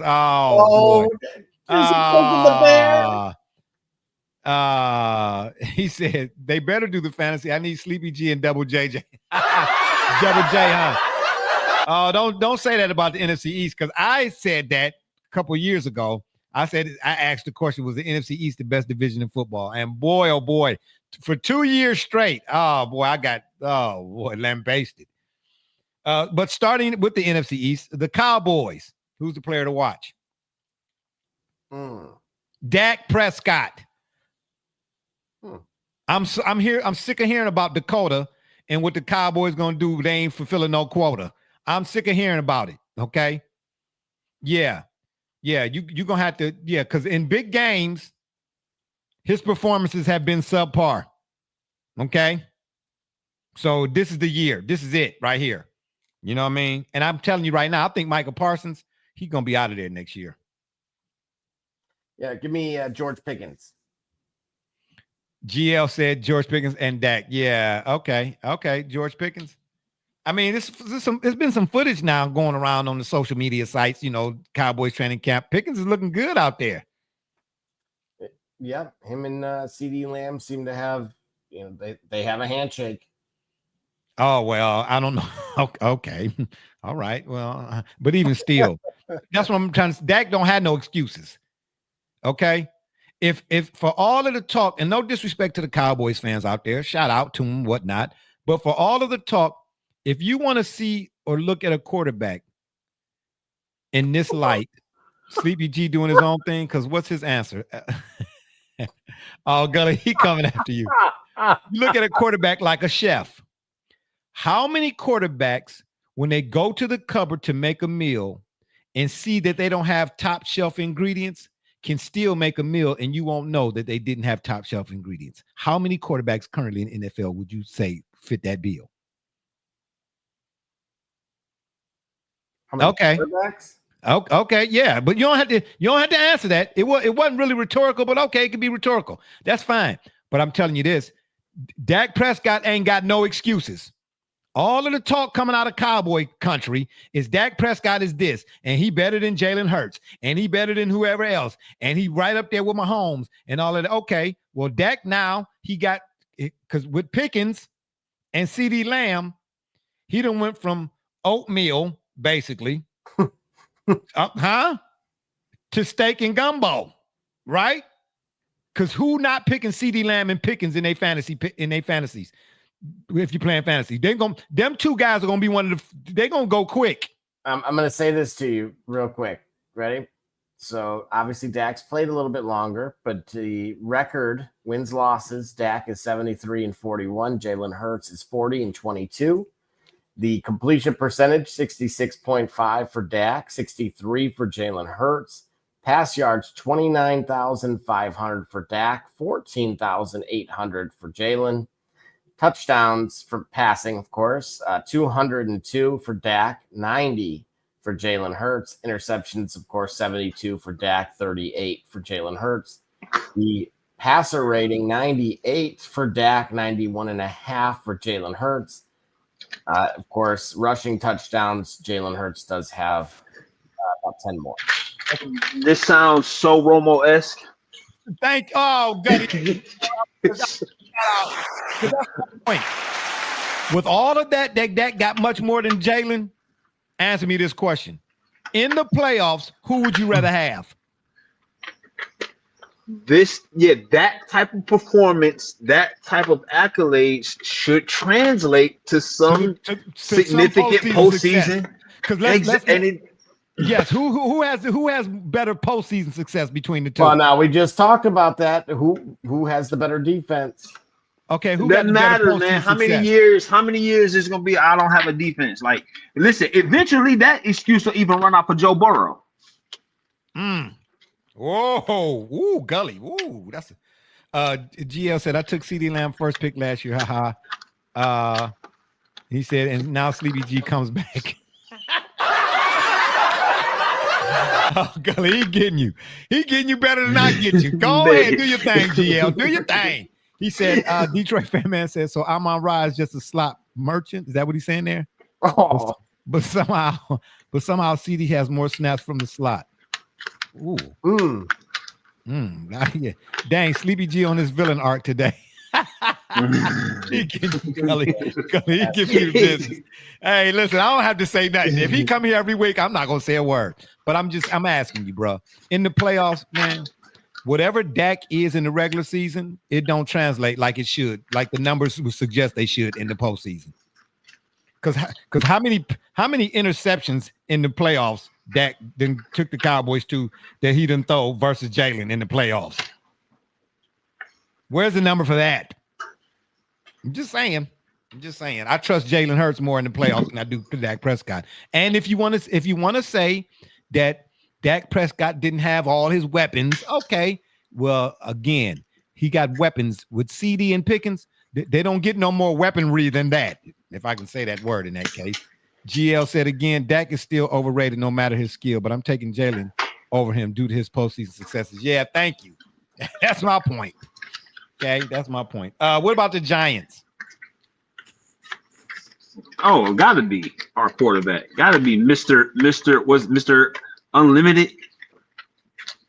Is that the name of him? What happened?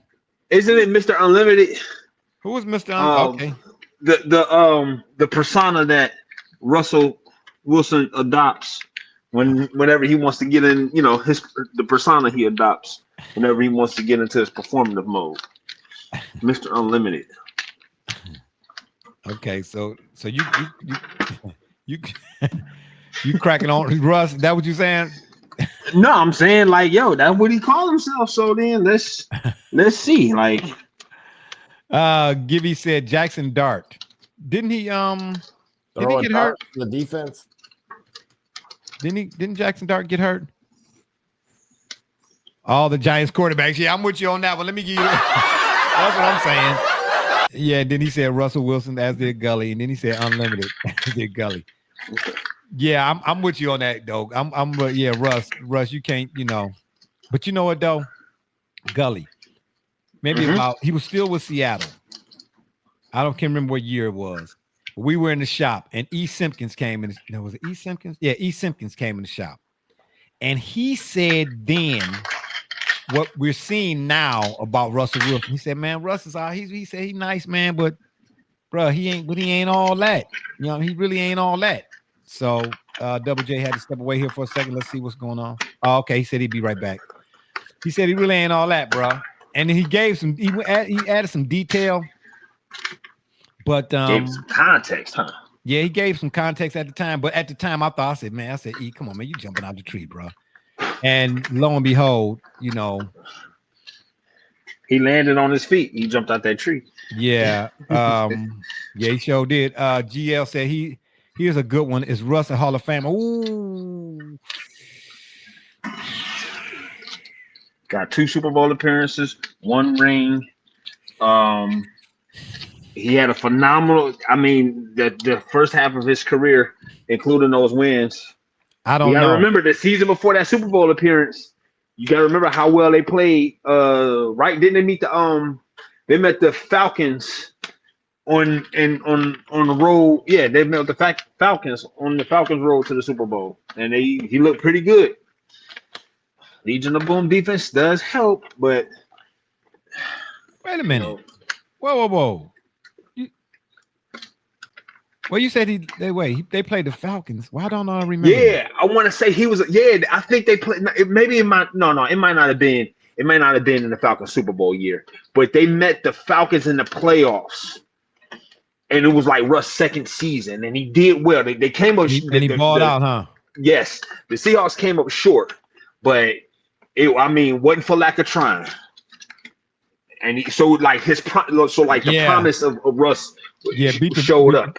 Beat the brakes off the Broncos in the Super Bowl. Sure enough, did. The Legion of Boom was that was really the focal point. I think the offense, the offense just was. They was passengers. That defense was. Oh my gosh. GL said, "I miss Russ." Do you? Okay, in Seattle, huh? Are you in Seattle? Not to try to put your business all out there like you want everybody to know. I'm just curious. Yeah, fan. Oh, okay, maybe so. That's fine. I mean, that's cool. But yeah, man, that's a good one, man. Right now I can't. I don't think so. Because I'm looking at guys like Sterling Sharp just got in. Javon Walker, maybe a case could be made for him. Some people say. Roger Craig is a crime that he's not in. Do you understand what I'm trying to say? So yeah, I don't. And then this talk about Vinny Testaverde having 400 million passing yards, but they didn't pass the Browns to no Super Bowl. Maybe was Testaverde the quarterback when the Browns beat the Oilers at the time, the Houston Oilers, in the last game of the season just to make the playoffs, and then they had to turn around and play the Oilers in that playoff game, and he stunk up the joint, or was it still Bernie? I can't remember. I think that was that sounded like Testaverde. Yeah, I think it was Testaverde. I don't call, but Testaverde was colorblind. He's like Jameis Winston to me. He gonna keep both teams in the game. Detroit fan man said, just my opinion, but when the Broncos flushed Russ in his contract after a bad day at Ponderosa, his chance at the Hall of Fame died too.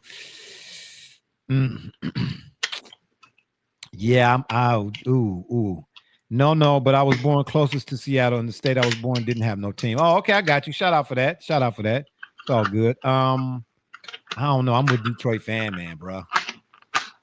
I'm with Detroit fan man. Double J, are you back? Let me know if you're back. I see you up there. Oh, maybe he is. Okay. All right. Yeah, I don't. Ooh. I don't know. I think the jury is still out. Okay, because if that's the case, it's Eli Manning. You know what I'm saying? Next to Eli Manning, who would you put in? I would put Eli Manning.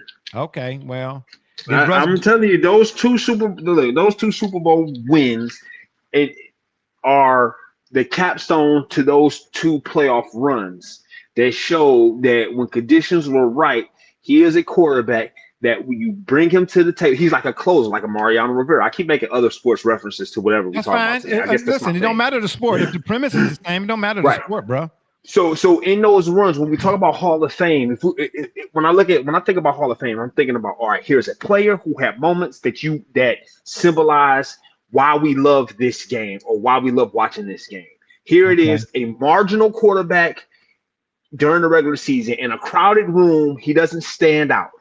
But when that room thins out and you need somebody to get something done in a significant way, here it is, Eli Manning on 2 occasions had remarkable playoff runs that if you look at the tape and you look at the stats and you look at the quarterbacks he faced in those runs, he outperformed better quarterbacks of his era. He outperformed Aaron Rodgers when they played. He outperformed Colin Kaepernick when they played. He outperformed by QBR, he outperformed Tom Brady in both of those Super Bowls. Well, I was getting ready to say that because different sport, but the same argument in a case is being made on the affirmative side for he who must not be named and talk about who he played.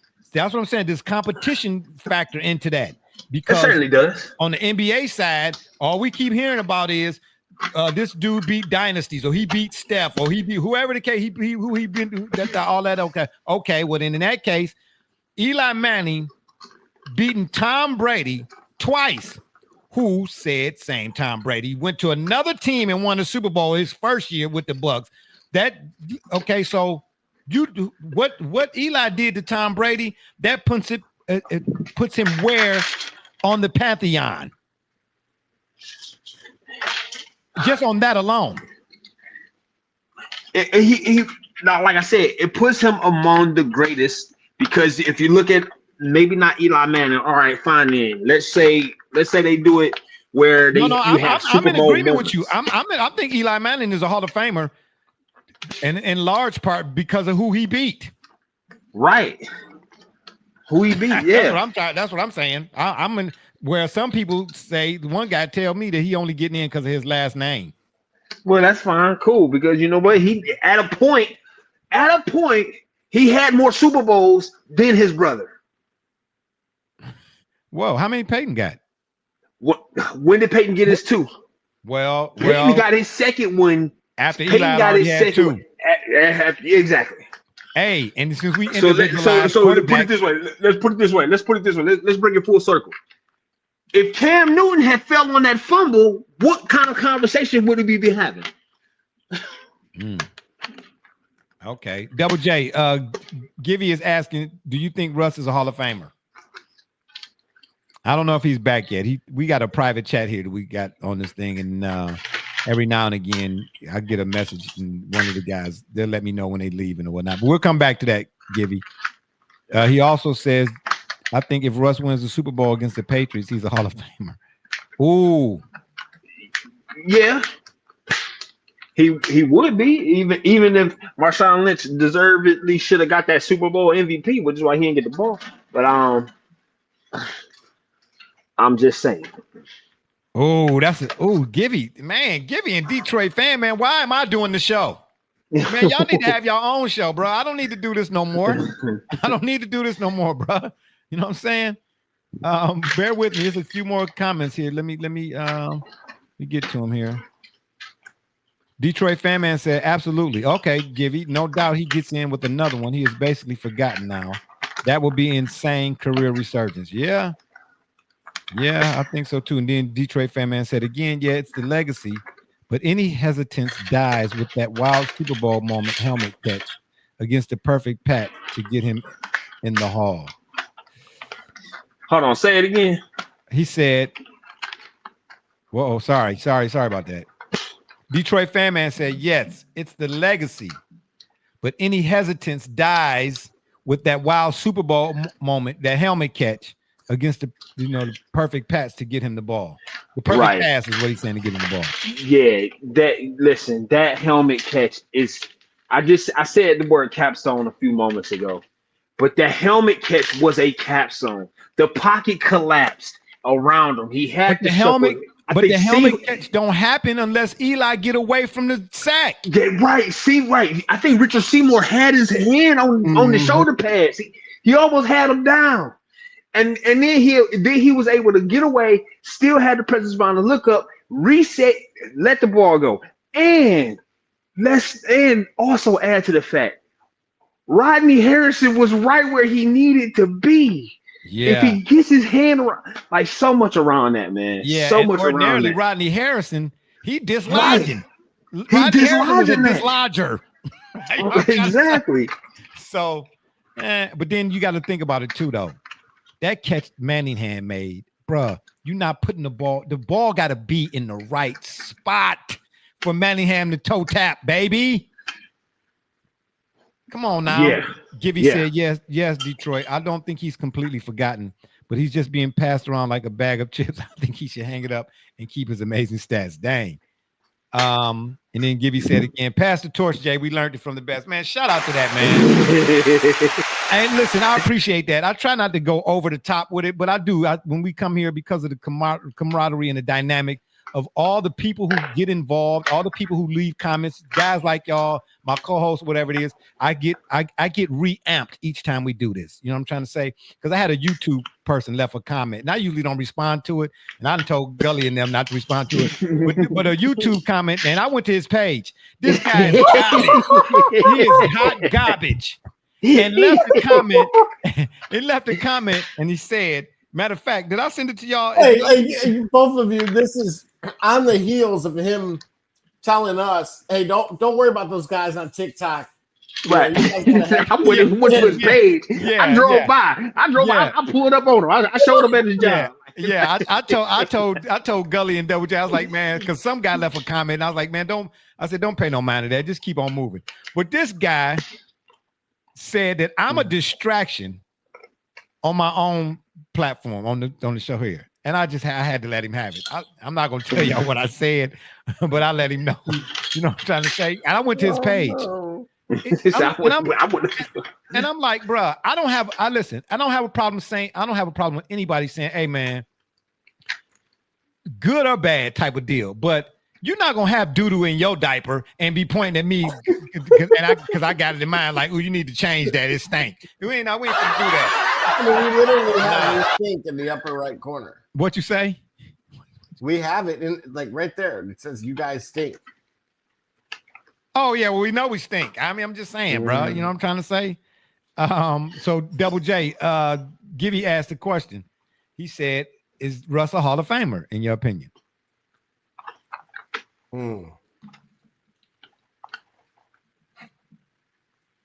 I would say from a resume vantage point, obviously, 9 Pro Bowls in the first 10 years. His passer rating is up there because he was always very efficient. Yes or no? When was the bad year no, I want to hear yes or no, because if you say yes, you better not say yes. You better not. Don't do nothing, Gully, because I'm finna get him. Yeah, there you go. Look over there. Look at Miss Alva. Well, there you go. I'm just trying to okay, so was he the face of the league? Yes. Did he win a Super Bowl? Yes. Was he ever deemed elite? Yes. Hold on, Don. Don't show that question yet. Hold on, GL. I want him to say yes or no. I want him to say yes or no to this, what you asked him already, based on what he get to say. You asked him directly, is Russ a Hall of Famer? Don't help him out right now. Well, no, the reason I'm going to say yes is because the same way Sharon Rodgers is considered one. But you don't think you don't think Roger Craig is. No, but we know why. There's more to that story. We're not going there because I already pointed out the fumble. No, you don't think Roger Craig is a Hall of Famer, but you saying Russell Wilson is? Why don't you think Roger Craig is a Hall of Famer? I need to figure this out again. Yeah, no, I need to know. Why the important fumble that ruined it for Montana? So now Montana's legacy ruined what? Ruined what? What did he ruin? After already having won a Super Bowl? Did you see, right? We had this conversation, I feel like, in either the Discord or somewhere. Yeah. All over the place. When you were bringing up Montana's greatness, and then someone said, absolutely not. He was outshadowed by Steve Young. Whoever said that was ridiculous because guess what? Because if you look at Steve Young was winning. Bruh, Montana won with Keena Turner. Do people even know who Keena? Yeah, exactly. He thought you said Tina Turner. He really did. I said no. I said I said Ike and Tina Turner. I said Keena. I know that's why I said he thought you said Tina Turner. I know he thought that because he's so trying to make a case for Russell Wilson. I ain't saying a case can't be made, but what I'm saying is if you're gonna make a case for Russell Wilson being in the Hall of Fame, then definitely Roger Craig should be in the Hall of Fame, bro. Because Joe Montana won with Russ Francis. Do anybody know who Russ Francis is? I will say this: if he gets the New York Giants to the playoffs, has another one. Stop it! Stop it, man! Roger Craig did more. Roger Craig did more for the 49ers in a 49er uniform than did Russell Wilson in a. I'm just saying. Whoa, that's a strong statement. Now hold on, wait. Bro, I was just ad-libbing. I'm ad-libbing. That's all I'm doing. That's not concrete, bro. That's not concrete. But Gibby says, excuse me, calling you Gee. Gibby says if he wins the Super Bowl against the Patriots, is he Hall of Famer? So had he won that Super Bowl, is it hands down? Yep. Okay. How many Super Bowls was Roger Craig a part of? 3. 4? 3. But if Russ wins 2, he's no question. But Roger was a part of 3. But it's because of the fumble. Oh, stop it! I'm not buying that. I'm not buying what you're selling anyway. 9-4 in terms of Pro Bowls, sir. We're talking about an entire body of work here, not just Roger Craig's entire body of work. Hey, Lord of the Rings here or Thanos. Oh, please. Okay, so you telling me? Now look at him putting up. Hey, look at him, Gully. Now it's all about the rings. No, I ain't saying it's all about the rings. I'm saying Roger Craig's body of work speaks for itself in terms of being in the Hall of Fame. All pro. He was. What happened? Bro, he was wasn't he a 1,000-yard receiver and a 1,000-yard rusher before Brian Westbrook? 1985, yes. Yes, he was a 1,000-yard receiver and a 1,000-yard rusher in the same season, I believe. Before Brian Westbrook. Come on, bro. I'm just saying. Gibby said, "Dang, this Russ talk could be a whole podcast. I love this. Yeah, for sure." Double J. Okay, next team, command. hold on, GL. Slow down there. He on your mark. Get set going right now. He's trying to hurry up and get to see Happy Gilmore too. What about the Eagles? Yeah, let's say the Eagles. Who's the player to watch? Ooh. Saquon. Let's see what he does after capstoning his contract, his trade. You know what I'm saying? After capstoning everything with the Super Bowl win. Let's see if he can continue that. Because now teams, if they weren't already, teams are definitely going to be scheming for that. Yeah, because of what he did. Go ahead. Yeah, no. What's crazy? You mentioned him because I was going to say that too. And then got to take nothing away from him. He's an elite player. That move, that jump behind move, whatever you want to call that move he did, that's right there. That's Hall of Fame right there by itself. Yeah, that's a Hall of Fame moment right there. Yeah, right. No question. But because really, as flashy as it was, it actually was practical. That's the crazy part about it. Yes. Yeah, I wouldn't try it. I wouldn't try it. I'd be done. Never mind. I ain't going to tell you what I be done did. You already told us what happened with lightning, so I know. Yeah. Well, no, I would have did something else. Your legs look like Family Guy falling. Yeah, exactly. If I'd have did the splits, it'd have been like hee trickery. I'm just saying, baby. Yeah, because now teams are really gunning for you. You know what I'm trying to say? Teams gonna be, when and that's the thing about Lawrence Taylor. I know we're not talking defense, but I'm just saying it was a video where Bill Walsh was drawn up. You know how they show the coach at the board in they show offense and defense, X's and O's or whatever the case may be. Every position had either a symbol, an X or an O, except for Lawrence Taylor. Bill Walsh had 56 up there on the board. And he said, "No, it is at all times." Saquon, defensive coordinators are like, "Hey, everybody get a symbol. Get a PlayStation symbol. But this dude right here, you better put that number up there. I want y'all to see that number, okay? Right. I want y'all to know who I'm talking about." So in that respect, like, can he get to 2,000? Will he be able to, with teams really gunning for you? You don't think so? Anyway, Gibby said Eagles is Saquon because he on the Madden cover and he might get hurt. Oh, man. Oh, dag nabbit. I forgot about that. He on the Madden cover? Yeah. Has there been a player on the Madden? And I'm not really big on curses and all that type of stuff. You know what I'm saying? In that regard anyway. But has there been a player that's been on the Madden cover that came back the following season and was okay?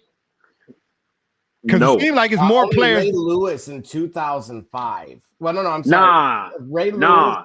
It would have been Tom Brady. It would have been Patrick Mahomes. No. We got a handful of years. We had Brett Favre in 2009. Who? Now wait a minute. Wait. In 2011. Wait. These are players who came back after being on the cover and they didn't get injured or hurt or nothing like that, right? Yeah, okay. They didn't have their career. They didn't have a fall off in their career, right? Okay, because Peyton Hill has had an excellent year with the Browns, I thought. No, when he got the. You talking about after he got the cover? No. I'm talking about before.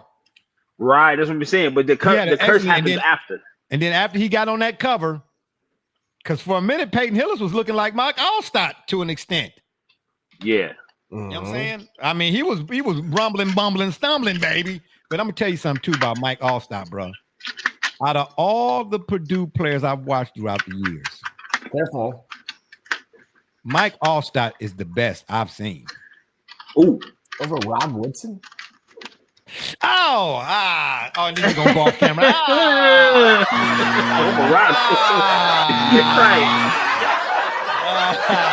Yeah, and he set me up, didn't he, Gully? He said, Prisoner of the moment, right? Yeah, he said, Look, I tried to help him. I was like, careful, you know. Like, Easy, careful there. Over wide. Yeah, okay. All right. Gibby said the last one who didn't get hurt was Josh Allen. Okay. And then he said again, but there are multiple before him and Christian McCaffrey after. Yeah, I'm really just wondering, like, is it more players who got hurt after being on the cover than there were who didn't get hurt?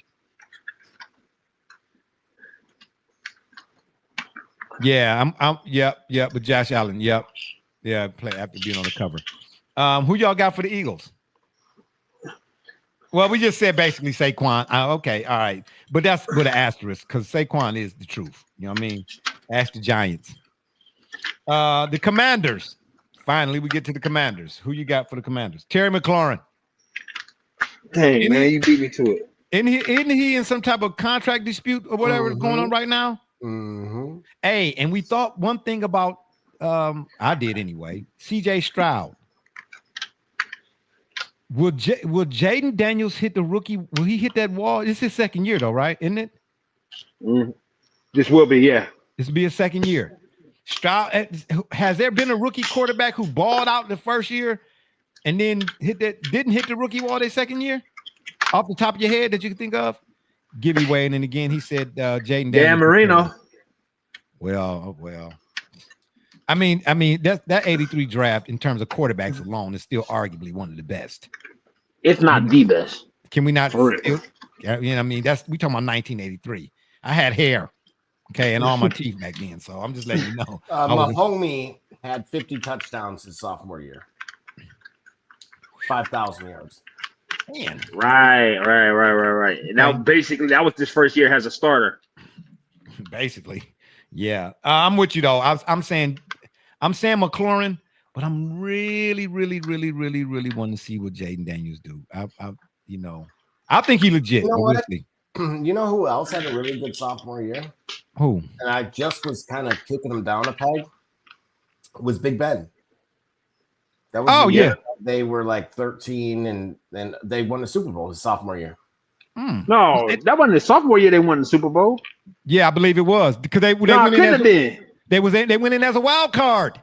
Wait. His sophomore year. So that means his rookie year. They won 15-1. Yeah, that was his rookie year. Correct. They won 15. He won 15-1 as a rookie. Mm-hmm. Yeah. No, and they went to that. No, listen, something bro. Ain't right about that. All jokes aside, I know, bro. All jokes aside, go watch a handful of his games at Miami of Ohio, and then you won't be surprised why he was what he was for the Steelers. Same thing with Josh Allen. I promise you, man. I wish I could find the tape. I think we were on Spreaker doing audio podcasts at the time. I wanted Josh Allen. Go look at his game, a handful of his games at Wyoming, and you'll see why. Gibby says Commanders need Terry. He's not just an explosive player. He's a leader, not just on the field, but in the locker room too. They need Terry. He's an amazing experienced player. Yeah, I'm with you. Big Ben beat the Seahawks in the Super Bowl. Oh man, more trauma. What do you mean more trauma? What are you talking about? Gibby's a Seahawks fan. Oh yeah. Oh yeah. That Super Bowl was, man, that was ooh. Oh yeah. That's right. Yeah. How you gonna give the quarterback a defensive penalty off an interception and then let it stand? Yeah. Well, anyway, man, come on now. The NFL already dealing with a collusion, parts 1 and 2. So you got revisionist history. Now that Pablo and Florio is talking what they saying, though, now we know why. Okay, I'm just saying. Yeah, I'm with you on that one, the Commander side. And then we move over to the NFC North. That's right. The Bears. Who's your player to watch for the Bears? Mr. Williams. Who? Mr. Williams. Oh yeah, higher learner. Yeah, yeah, that's what I said. Okay, yeah, that's ridiculous. This is ridiculous. Yeah, Mr. Williams. I think it's very interesting though, if there's any truth to it, that the coach had to give him a homework assignment, like Kyler Murray type of deal, like sent him home, like I need you to work on this and work on that. How you not doing that already? Well, Jamarcus Russell. Hello. Yeah, well, Jamarcus Russell, you could tell he's a one-hit wonder. He wasn't even they sent him home with tapes, and he ain't even watching that. He was watching SpongeBob. Oh yeah, they said that right there. They corrupted the tape. That on the tape. And they asked him if he watched the film. He said, "I watched them all." Yeah, lying like a lying like a rug. Gibby says Caleb Williams. Yeah. Then he also said the glaze on the Bears has to stop. They aren't good, but I hate them wasting DJ Moore's career because dude is a stud. Ooh. That's true. That's somebody that has had him. And he said, yeah, and I love DJ Moore. Hey, DJ Moore got to be one of the highest rated fantasy producers out there. No, because of who I'm going to suggest right now, which is I actually expect Ben Johnson to do very well with DJ Moore. But I want to see what he does with Rome Odunze, who was otherwise. Oh. Yeah. Oh, yeah. Okay. I know somewhere the Detroit fan man's out there. He's punching the air over that. So. Yeah. But I'm with you, though, Caleb. Bruh, you the first round pick. You know what I'm saying? I ain't going to lie. I gave you a little bit of credit for having some wherewithal for trying to do what you did in terms of your monies. You know what I'm saying? LLC and all. I say, oh, okay. You know what I'm saying? You know, the think tank jumping off up there. But if it's being publicized that you got to be told to do and you're not asking what can I do type of deal at that position, oh bruh. You can't you one thing we know about the NFL, it can't just be, especially at that position, you can't just all be athletic. You can't just be relying on your talent. You know what I mean? Ask Jamarcus Russell. Oh, and I'm gonna tell you somebody else who was really horrendous. That's my word. Scott Zolak. Oh my gosh. When he was with the Patriots. Oh, all I heard was, man, he can throw the ball 100,000 yards from his knees. Oh, yeah. But in the game, yeah, ask the lady in the front row. She had a target. He'd throw it here. And he kept hitting her too. You know what I'm saying? Kept hitting her. Yeah. Oh my gosh. Detroit fan man says Osama bin Johnson ain't invited to the cookout anymore. We'll see how it goes. Gibby said, didn't Jay Fields recently get injured? Yeah, we talk. Yeah. Yep. You're right, Detroit fan man. Yep, dislocated toe. So jeez. Yeah, it's unfortunate. It's unfortunate. What about the Lions? Who we got player to watch for the Lions?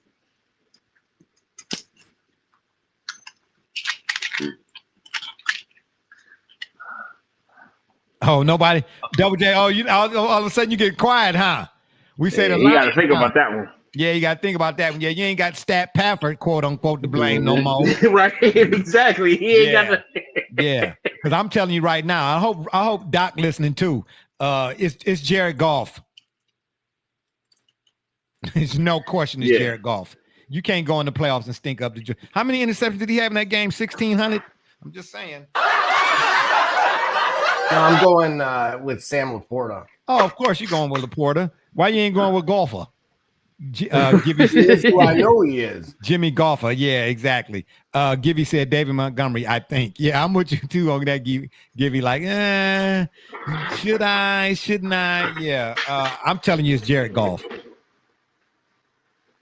Jared Goff. Yeah, because all them interceptions he threw in that game, bro. He was like Jameis Winston. He had a Jameis Winston moment. You know what I mean? Yeah, you know what I mean? 'Cause like I tell you, boy, Jameis gonna keep both teams in the game. That's one thing for sure. The Packers. Player to watch for the Packers.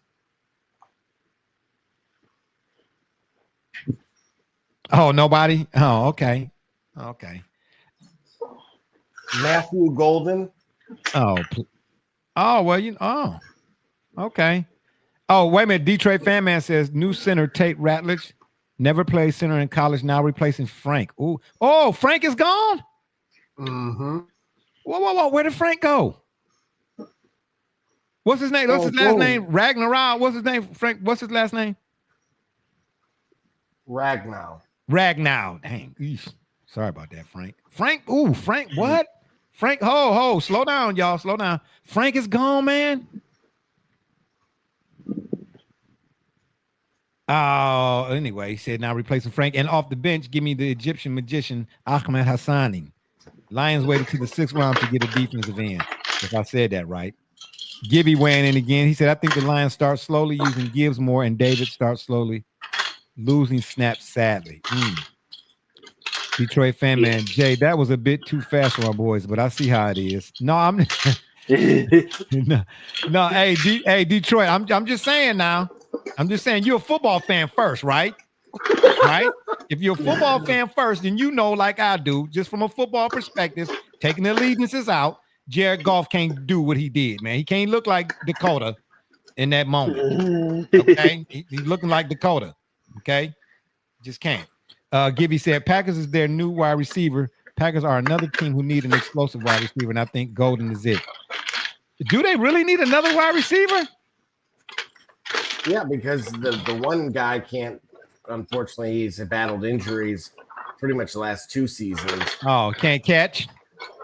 And the other one has had those issues. Oh, okay. Well, yeah. Don't tell me about. See, that's why the combine is so misleading. Gully, what you over there doing? You got an ice maker? I'm playing with Legos. You playing with Legos? Okay. Yeah, I'm playing with Legos. All right. Tell us whatever. Mike McDaniel. And I forgot what I was gonna say, man. Y'all do that on purpose, man. Y'all know my memory span. My memory attention span is like this. Ah! I'm just saying. Hold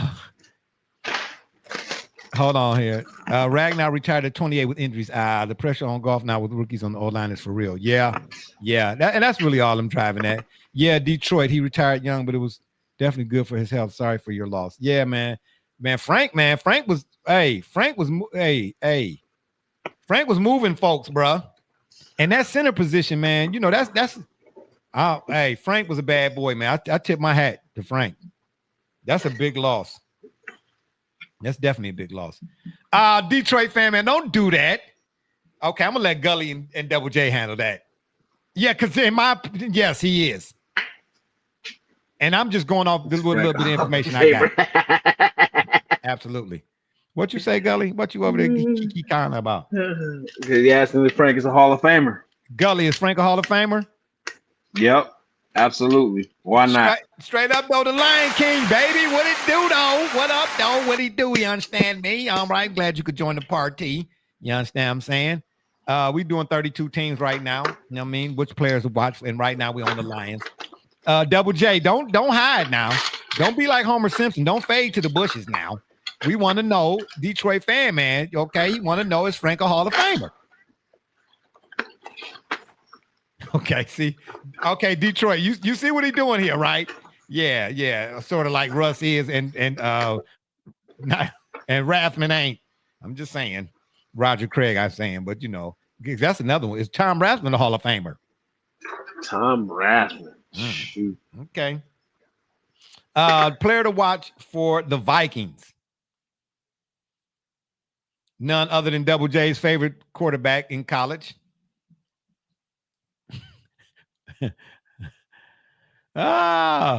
Gibby said, these questions getting too hard. Gully ain't even answering them. Man, Gully, what is it, man? Gibby, he going hard at you. Detroit fan, man, I get it. JJ, you heard. JJ heard you start talking about the Packers and he split. Totally reasonable. Okay, got you. Yeah, and speaking of JJ, it's old VJJ. Speaking of JJ, though, that's who I'm looking at for the Vikings.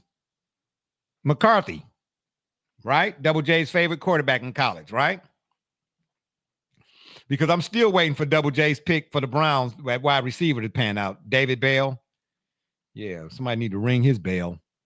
Yeah, that's what my pick is. Gully, what about you? Anybody for the Vikings? Or you with JJ McCarthy too? Mr. McCarthy. Okay, all right then. Then we slide on over to the NFC West, and we start with the Cardinals. Who is your player to watch for the Cardinals? Mr. Harrison. Who? Mr. Harrison. Who is Harrison? Junior. Who? Marvin Harrison. Oh, Marvin Harrison Jr. Dang, man, what is going on? Oh, yeah, it's way past my bedtime. Oh, it's way past my bedtime. Way past my bedtime. Yeah, well, I was going to say Double J's other dude, Kyler Murray. Because it's time for him to get off the pot. Well, Yeah, shout out Detroit. Yeah, only 3 hours left to go. You're right. We're not gonna be here that long. I don't think I'm gonna. The Lion King's weighing in. Shout out to the Lion King again. He said, believe it or not, if Goff win a Super Bowl, he going to Canton. Only 5 quarterbacks return to win all Hall of Fame. Ooh, okay. He coming out the gate. He come out the gate strong. He said if Goff win, he getting in. I'm just saying, Double J, because really what he's saying is what you said about Russell Wilson. Because Goff already been to one. And if he get to another one and win one, that's Hall of Fame worthy. That's all it takes to be Hall of Fame worthy. Let you tell it, right? Can't be Roger Craig and have 3 Super Bowls on your resume and 1,000-yard receiving, 1,000-yard. Can't be, that ain't enough.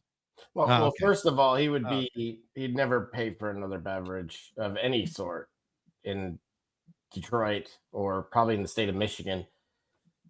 But statistical production, again, if he keeps playing at this pace, he's going to hit the 50,000 yards and the 300 touchdowns. That's Hall of Fame level stats. Well, I'll say this, though. About Jared Goff. He better than anything the Browns done had. Man, bro, come on, bro. I'm so sick of the ridiculous talk about the Cleveland Browns. Yeah, and all the homers to a fault. They made a splash with that, huh? They made a splash with what? I'll tell you something else to splash, and I don't have the sound effect for it, but I will. I'm just saying, bro. Man, come on, man. You can't tell me nothing about them. If I don't know no other team, I know that team, bro. You know what I'm saying? Born and raised here. You know what I mean? My grandfather introduced me to him when I was 5. You know, now being that I'm 56 now, you do the math, subtract the 8, carry your 3, and hypotenuse 9, and what's the square root of 3? I'm just saying, bro. It's been that long. Man, talk about, man, don't even get me started, bro. I'll take Jared Goff right now. Talking about Jameis Winston. And then they sitting here talking about who should be the starter this year. And then did you hear Andrew Berry come out and say there's a possibility that they're going to keep all 4 quarterbacks on the roster? Well, did you see the little patty cake game they were doing the other day? Who's patty caking? Hold up, slow down there, Double J. Hold on, that's for another type of show. I don't. Whoa, patty caking. Baker's Manning. Okay, who was patty caking? Andrew Berry? No, the 4 quarterbacks. Okay, yeah, all right. So okay. Anyway, let's keep going. Who's? Now, but how many more? How many more patty cake moments do we going to talk about? Or speeding tickets? Well, before we say let's get him a driver. Listen, all I know is I got a few speeding tickets on my resume, and I understand what it's like. Okay, I had a few fast cars in my life, and sometimes when you hit 480 east or west, and it's nice, and you got to open it up. Sometimes you got to open it up. I'm not excusing. I'm just saying sometimes you do. Come on now. You wouldn't want a Koenigsegg. Come on now.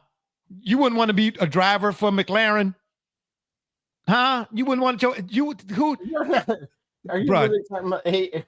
Bro, you ain't. So you telling me you ain't never had no F1 moments on the highway? Of course I have. Okay, then what we doing? A sports car myself. I'm just saying. But you're right. He should get a driver. He should have a DD, designated driver. He should. You know what I'm trying to say? You know, yeah, because I mean, you already know the backlash that's coming behind all of that type of stuff. But but also let's mention the fact that we had an apartment complex here that blew up. It was an explosion, a full-fledged explosion. And he was, of the 4 quarterbacks, he was the only one seen on video in the community. You know what I'm saying? And I'm talking about it's the hood. Okay, so I'm just saying, if we're going to give credit, let's give it all the way to the credit side. Sure. But who you got for the Cardinals? Your player to watch for the Cardinals? Who do I want to go with? Cue the Jeopardy music. I want to see if my tight end can pause. Trey McBride for me. I want to see if he could take an additional leap. Well, in order for him to do that, Kyler Murray needs to take a leap too. Accurate. Okay. What about the Rams? Player to watch. Oh man, Cooper Kupp is gone. That's right. All you got is Puka Nacua. Yeah, and that's going to be my guy. Okay, so are we saying the player to watch is Puka or Matt Stafford now? Not Devontae Adams, who arrived there. Oh, I didn't know. Oh, where I've been at on the Rock. Devontae over there with the Rams. Holy. Devontae Adams is with Matt Stafford and Puka Nacua. Oh, we're gonna get him too excited. Oh no. Hold it. His favorite Stat Padford. And Sean McVay. Hey, and listen, shout out to the Eagles. But can we keep it all the way 14 million? The Rams was, and that Jared Verse, bro. Jared Verse is a problemosity. The Rams was, I know, almost only counting hand grenades and horseshoes. I get it. But the Rams was this close. Boy, did the Rams not have a chance to win that game? I mean, they was dry. They was going down the field now. We're talking about a team from Los Angeles. I'm still saying Los Angeles because wherever they from, the sun is shining. A team from California was playing in the snow and was on their way to shut the door. The Eagles, boy. Oh, yeah. Matter of fact, when we do our team picks later on down the line, I'm going to have something special to say about the Rams. Okay, the Rams get a pass from me. I'm not picking a player to watch. I'm picking the whole team. They get a pass from me. I'm just saying.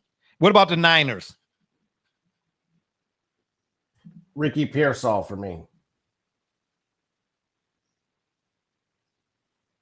Ricky Pearsall? Yeah, with no Debo, pretty decent expectations now. Gully, who'd you say? It's gonna be my my beloved quarterback. Oh, okay.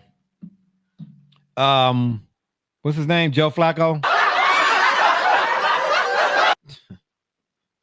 Game manager. Oh, Brock Purdy. I don't like that term. I don't like that game, man. I don't like that. I don't like that at all.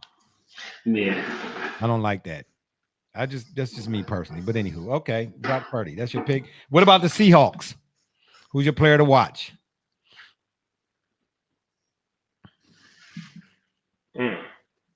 Yeah. Kenneth Walker. And who's the quarterback for the Seahawks again? That's why Kenneth Walker. I'm just saying. I don't think the Seahawks currently have a player to watch. That's why Pete Carroll got up out of there. He was like, absolutely not. The ship is sinking. No, it's Sam Darnold. I know. Yeah. I was being facetious. That's who I was getting around to. I was going to say that's my player to watch. I don't think that Sam Darnold does in and for Seattle. Darnold from the Vice, yeah. I don't think he does for them what he did with Minnesota. With the receiving core of Jackson Smith and Jigba, Cooper Kupp, and MVS. Jackson Smith and however you say his name, Jenga, he gonna be out of there too. What? Man, they not listen. Sam Darnold. What? Okay, all right. Man, they gonna bro. Look what he did They with gonna Justin Jefferson last season. Come on, look, I have a decision on my hands. So does Gibby. Okay, well, go ahead and defend it. Go ahead and defend it. I'm just saying, from a fantasy perspective, you're absolutely right. I think this team could be trailing, and that means garbage time. Oh wow. Oh, so that's what you're doing. You clean up. Oh wow. You hear that, Gully? Hey. Oh man, he a garbage man now. You know what I'm saying? Oh man.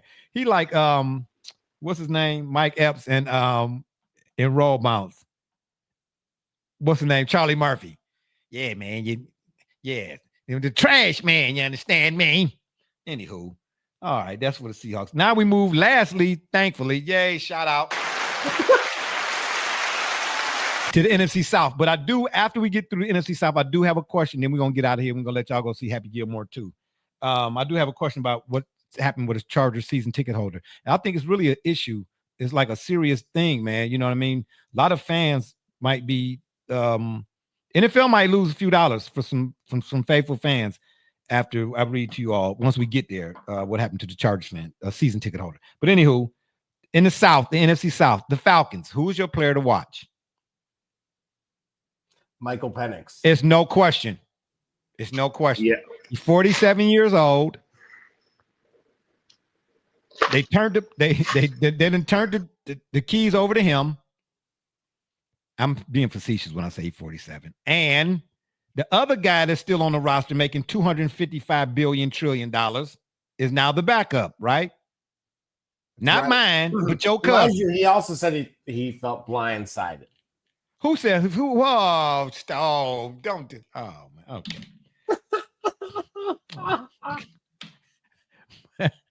Boy, he felt blindsided. Why?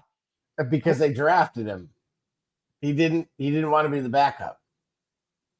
Wait, who felt blind? You saying Kirk Cousins said he felt blind? Oh, yeah, that's what I thought. Okay. Oh man, stop it. Stop. And he's not really thrilled about mentoring him. You know what? Okay, sidebar. Timeout. I need a 20-second timeout.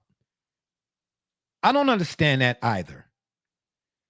And maybe, I've never been in a professional locker room and played for teams, so maybe I don't understand it to that degree. But why is there so much contentiousness in a lot of these cases where the young guy and the older guy don't want to do that? Well, in this case, I think it's because Kirk Cousins is of the mindset that he feels like he has enough that he can win. He can get a team to win.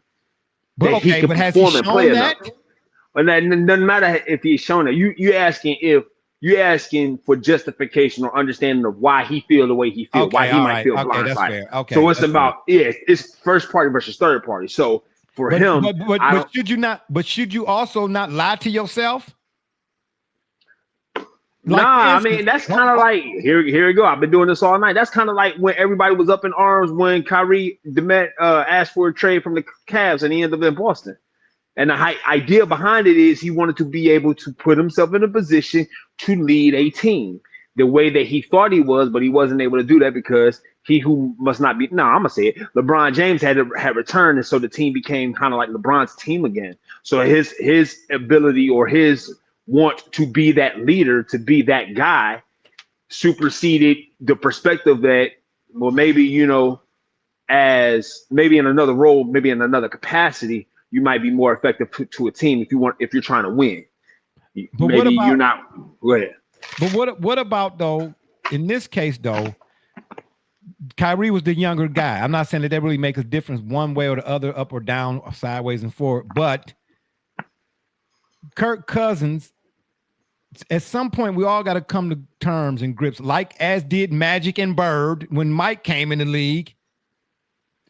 When Mike said it's a new sheriff in town, and Bird and Magic like, yeah. In other words, as the elder statesman, you have to know when your time is up.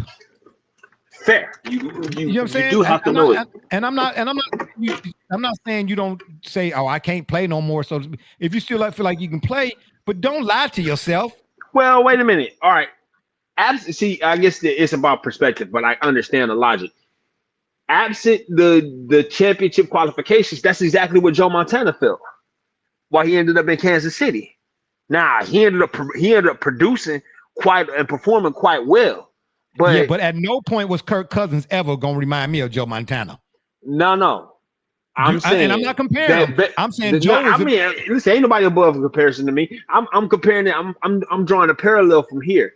Performance wise, Kirk Cousins still feels like he has a significant value left as a player, as a starter, as a team leader, not as a mentor. And I'm saying Kirk Cousins should say to himself, be honest with himself, at no point in Kirk Cousins' career was anybody going to ever confuse him with being no Super Bowl caliber type quarterback. He had talent and whatnot and so forth. Right. But so imagine you a team. So wait a minute. So you mean to tell me if we have to have this holistic understanding of who you are versus your player, your dynamic versus your part in the ecosystem or in the atmosphere, you mean to tell me Kirk Cousins could make sense of a team paying you what's his contract, $200 million, and then telling you, oh yeah, you the backup now? Like he's supposed to understand that, like that logic is supposed to make sense. It's supposed to track. No, I'm saying if I'm Kirk Cousins, I'm be like, hey, I'm cool. Hey, I got the money. Because here's what I'm saying. In no point in Kirk Cousins' career was he ever considered by anybody to be the man. Joe if Montana, you pay somebody, listen, you don't, but he the first backup in history to get a 9-figure contract. He'd be the first backup in history. So this is what I'm trying to tell you. You're saying Kirk, about perspective and understanding the environment. Be cool with the money because you never really were that good. He never. That's what I'm saying. Be cool with the money because you never really. That's fine, but I'm just trying to say, but that makes sense if you third party. I'm saying. First, I understand his grievance because it doesn't track. What you said don't track. It doesn't track to make overtures to recruit me in the offseason. Give me 9 figures. No, I'm sorry. Hold on. 36. Yeah. 9 figures. Give me a 9-figure contract at this age and stage of my career. And then right after you giving me 9 figures of contract, making me the highest paid one of the highest paid quarterbacks in history, then you immediately draft with the first pick, with your team's first pick in the first round, you draft my replacement. Well, wait a minute. Because if I play football long enough, because if I play football, because if I play football long enough, I know that first round picks are guys that are about to play immediately. They're not waiting forever. But you can't fault a team, though, for doing what the Packers did in the case of Brett Favre and Aaron Rodgers. Right. You can't fault a team for. Listen, I'm not mad at the Atlanta Falcons for taking Michael. No, they didn't. Okay, let me ask you a question. Did Brett Favre sign a brand new contract right the year before that? I don't know, but I know he said it makes a significant difference. If you tell it, the ink, the money still smell new. The ink ain't even dry yet on the brand new contract, and then you draft my replacement later. Like that is jarring. If I'm the guy that's saying I think I can lead at this age, I can lead a team to a Super Bowl. I can get it done. I'm finally in the right situation and environment. I had my pick of where to go as a free agent. And Atlanta said and did and showed everything to tell me this team right here with me at the helm, we can make it happen. And then you immediately draft the next guy. Okay. If I'm Kirk Cousins, I understand it. Okay, that's fine. Detroit fan man said, not a fan of defending Kirk. When he signed with Atlanta, he was sold on the idea of building that team for a run last year. But then instead, they used the first round pick on the quarterback for the future. I get it. I do too. Because here's what I'm saying to you. You're right. In Kirk Cousins' mind, only in Kirk Cousins' mind do he think that he should be starting. Only in his mind. Because guess what? He should really be grateful.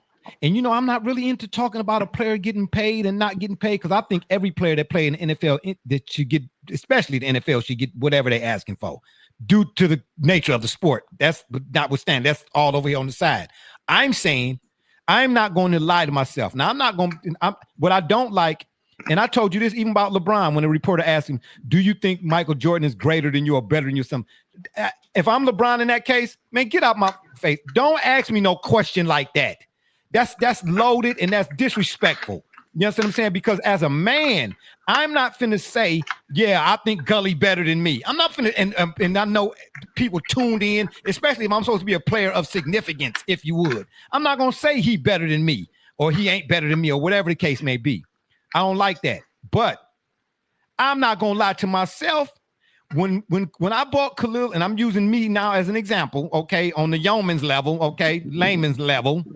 When I bought Khalil Nasir, that hoop they had in the backyard, and they started getting of age in their teenage age when they was playing middle school hoop and high school hoop and all that type of stuff. And they started getting a little weight on them and stuff, whatever it is. Dad, come on out here so I can. Hey, bro, I'm not. No, y'all got it.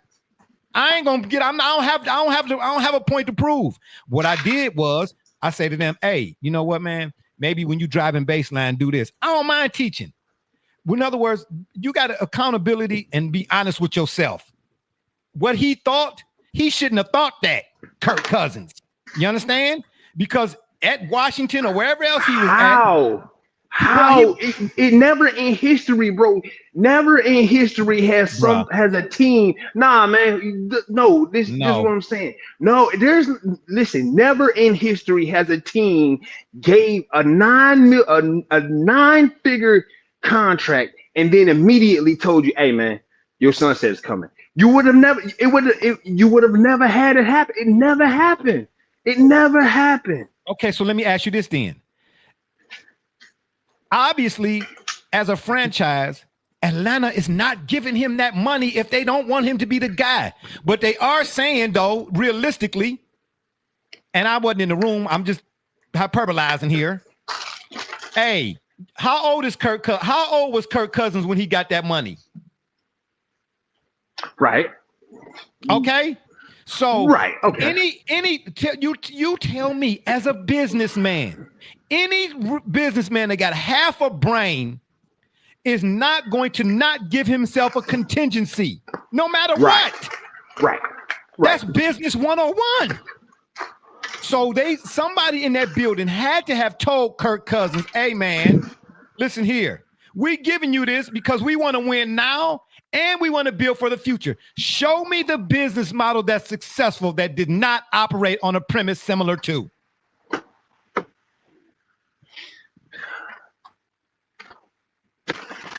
Show me. Show me a business model that didn't say, hey man, I want to be here today and tomorrow. And the NFL is about relevancy. I want to be relevant today and tomorrow. You understand? So you can't tell me, and again, I wasn't in the building, but somebody somewhere said to him, look, we're going to do this. There's a potential positive. My bad, Gibby. Hey, if you're going to give you, it's all good, man. We appreciate you. Longest stream in a while, y'all. The Ghosts not deserve much more for real. It's all good. But somebody somewhere, man, it's like, look, man, we you know what I'm saying? We going to do this. I don't believe he was blindsided. Just like in the other cases in the NBA when the guy said, well, I didn't know he was going to be traded. You can't give a guy that much money and he be blindsided. I'm not buying that. Yes, bro. You can. I'm not buying that. Yes, you can, because if you want to get a quarterback that's going to pretty much going to hold the line, but then help you develop. Jay. I'm hanging on by myself here. I feel like the guy when they was unveiling the Browns Dookie Brown helmets, the guy who fell in the water. I feel like I'm about to fall in the water here. Oh my gosh. Yeah. Okay. All right. So at the end of the day, it was almost willful. Like to me, like you saying you can't be blindsided, man, bro. I ain't never thrown $200 million on the bench before. No, I'm saying before they drafted Penix, they already knew they wanted what team we on. We get into it, GL. We get into it. We on the Falcons still. So yeah, exactly. Yeah, right. Show that again, Double J. Yeah, right. The dude in number 8 jersey fell in the water while he was filming. But why would they be doing that over? Listen, anyway. Yeah, okay. It's ridiculous what they anyway. I'm just saying I don't think that. Why would they give him all that money and then he just be totally clueless as to? Yes, you're back on my point because you gave him $200 million. No reserve player ever got 9 figures. It's never happened. Did he start off being a reserve player? No, he did not. Okay, did he do anything to get to be in a position to be a reserve player now? No. He got the money. If you pay somebody $200 million, don't you expect? What do you expect?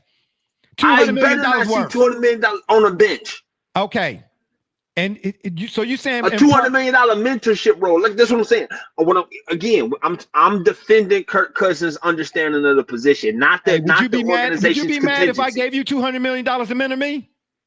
How did you give me the $200 million? What did you tell me to give me $200 million? Whatever the case may be. No, that it can't be whatever the case, because this is the core of the problem. Well, if he had in mind that he was going to get $200 million to sit on the bench and mentor the future of the franchise, that's the question. So you're telling me he wouldn't have signed for $200 million? What I'm saying is, I don't think they ever told him that for $200 million he would just be mentoring. Okay. But Gully, remember, he was 36 years old and coming off an Achilles tear. And he got $20 million. How much is the contract? Hang on, but then publicly, right? The general manager was saying we're open to drafting a quarterback if it's the right fit. And then they hosted Penix, so they went as far as to say, like, we're thinking about it. Hold And on. oh, come on in. Double J, hold on. Was this before Kirk Cousins signed for the money? No, it's after. Okay, this was after. Yeah, this would have all been before because it was before the draft. Yep. Mm-hmm. Okay, so based on that right there, even though they put it out there. And just to add a cherry on top, the GM said the plan is to build for now and the future. Thank you. That's anybody in business. That's what I'm doing. Kirk Cousins, get out your feelings. You got $200 million. Be cool with it. And the only reason I even brought this up is because the temperament surrounding these players today has changed dramatically. That's a word. And I don't think it's for the good, because when the Kosar Gary Danielson situation was kind of similar.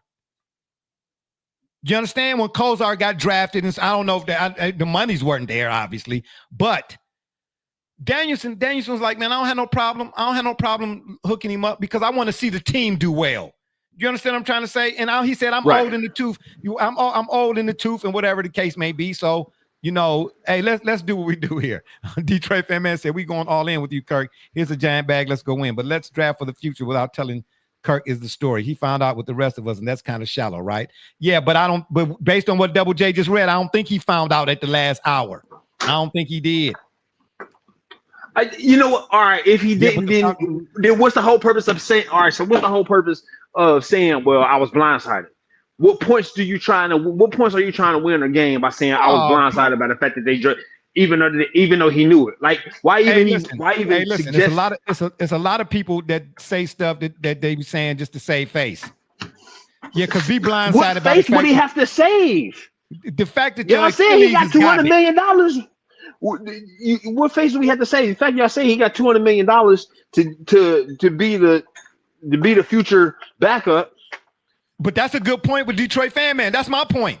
He said basically, now I'd be doing some ridiculous nonsense for $200 million, but coach, my replacement when I just got here, y'all can stick it. I'll be home with my guarantees. That's what I'm saying. Retired in. Well, now coincidentally, he does have a no trade clause. So he got the no trade clause, which obviously means they can't move him without his consent. Can he retire? Well, certainly, but then he doesn't get his money. He don't get the guarantee money, right? So now, again, so do you think he knew that he wasn't going to be sitting the bench? Well, but guess what? That was never a promise for him to be a starter for 4 seasons. That's my point. That's the point. You signed a 4-year deal. It's a second plan, not a betrayal. Listen, you signed a 4-year deal, and That puts him at 40 years old. Gully. So you signed a 4-year deal. And all right. So hold on. We talk about in the 21st century. We talk about in the 21st century. First of all, we seen Doug Flutie has a starter in his 40s. Tom Brady retired at 43. Aaron Rodgers is still getting this. Tom Brady retired at 43. Gully, Aaron Rodgers is talking about a 4-year deal. You 36 and you blew your Achilles out playing NFL football. Right. So you gave me 200. So you gave me $200 million. And I'm saying Atlanta Falcons. So everything you saying to me, and the Atlanta Falcons looked him dead in the face and say, "Yeah, we will give you $200 million." That's what I'm trying to say. And you think he knew that he was going to be on the bench? Come on, man. Listen. What I'm trying to tell you is, at some point you got to realize that your ass is old. Period. And you got to tell yourself football ain't forever, especially after I done blew my Achilles out. Now, remember this here. That's what I'm saying. The total deal was $180 million. Only 2 years were guaranteed of $100 million. So he's going to get 100 after this season, in total between those first two. I still don't see any reason, even on the bench, why he would leave. Because nobody's going to give him $80 million now. No, ain't nobody. Absolutely not. Hey, how many teams was clamoring for him before he went to Atlanta, too? And listen to this. And this is why, Gully, come on now. You got this. You're wrong here. Atlanta. Pause. Hold on. Before you say it. You're saying, again, before you read what you're about to say, you're saying you believe Kirk Cousins kind of knew what it was. Absolutely. Because here's the thing. All right. Go ahead. Say your statement. Atlanta structured the deal to move on by year 3 without massive dead cap. Oh, if you ever want to know what the team's trying to do, look at how they structured your contract. Thank you. Thank you. That's it right there. And the GM sitting Hold here. on. We're bringing Hold on. them in. Hold on. Wait. Bringing them in. Wait. Hold on. I've got a 4-year deal. If things ain't looking right at the end of year 3, did I say it right? Me, because it doesn't. Hold on, wait. Say it again. Say it again. After year 3 or before year 3? After. So what are y'all saying? Y'all pointing at you really not making your point. You just listen. They saying, listen. Before he signed the deal, they structured the deal that by year 3, if it ain't what it ain't, we moving on. Right. Year So after year 3 or before year 3? By year 3, which means before. Yeah, by year 3. But so before he got 2 seasons to figure it out. But guess what? He signed the paper. He got $100 million, and this team's willing to cut him for the 80 if he wants to be a malcontent. Thank you. He winning. So his ascot down. Yes, ascot. Thank you for saying it that way. Whew. But all I'm saying to you, man, why when you mention that headset and maybe bro, mention that, man. Come on, bro. Detroit fan man said. Plus, I guess Kirk bought a golf course in Atlanta. He got to spend some time on the track. Absolutely. All right. Okay, let's finish our teams here. What about the Panthers? Who we got for the Panthers? Players to watch. Bryce Young, baby. He gonna ball out this year. Oh boy. Why not? All right.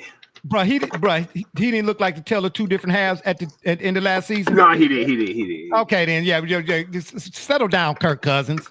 This dude right here, man. That's what I'm saying, Kirk Cousins. Who was that guy we were cashing in on, Gully? What we got going on here? The Saints are fighting. The Saints are not marching. Yeah. The Saints are not marching in. Oh wow. The running back. It's a lot of Canadian running back. Who? The running back. What running back? Oh, last season. Chumbawamba. Was that Chumbawamba? Yeah. For the Panthers? Oh, for the Panthers? Oh. Yes. Chuba. Okay, Chuba. Yeah. Hubbard. Chuba. Yeah, Chuba Hubbard. Yeah, Jubba J. Right. Yeah, Panthers is the easiest one. Bryce the GOAT Young. I think Bryce, for whatever reason, Gibby said Chuba, no way. That's the fantasy man now. That's the fantasy man. Okay. Detroit fan man is the philosophical. Gibby is the fantasy man. He know it inside out. I don't know nothing. Yeah, I'm with McMillan and wife. Yeah, okay. Oh, Ted McMillan. Yeah, I forgot about Ted. Oh, yeah. Hey, the Panthers, man. I know the Bucks maybe are. We can get to them next. I know the Bucks are expected to, but I wouldn't be surprised if it's the Panthers that actually do win the division this upcoming season. Think they have enough on the defensive side of the ball? I don't care. As much as I like Baker Mayfield as a football player and such and all of that, Baker, he sometimes he got a little too much Jameis. He be having Jameis moments. He get the ball to the other team too often. And Mike and them guys, they ain't gonna be going for that too many more times. Gully had to step away for a minute. Double J. So what about the Saints? Who your player to watch for the Saints?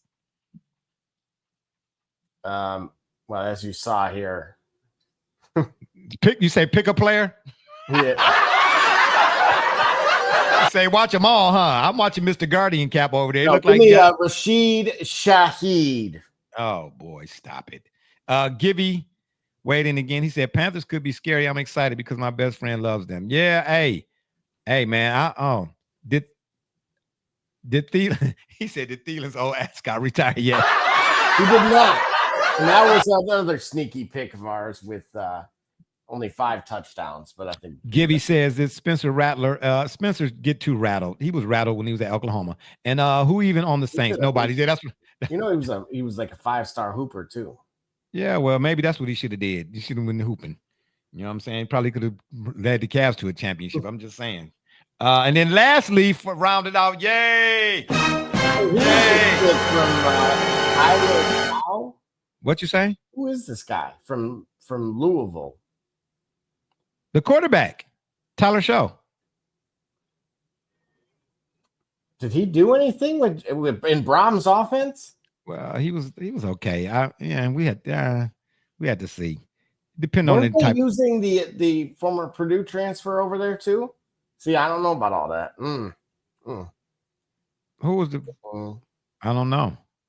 I don't know. I'm not sure. I can throw them. We'll find out. Yeah, I'm not really sold on the Saints as a whole anyway. And then lastly, the Tampa Bay Buccaneers. Who's the player to watch? I just said it. Baker Mayfield.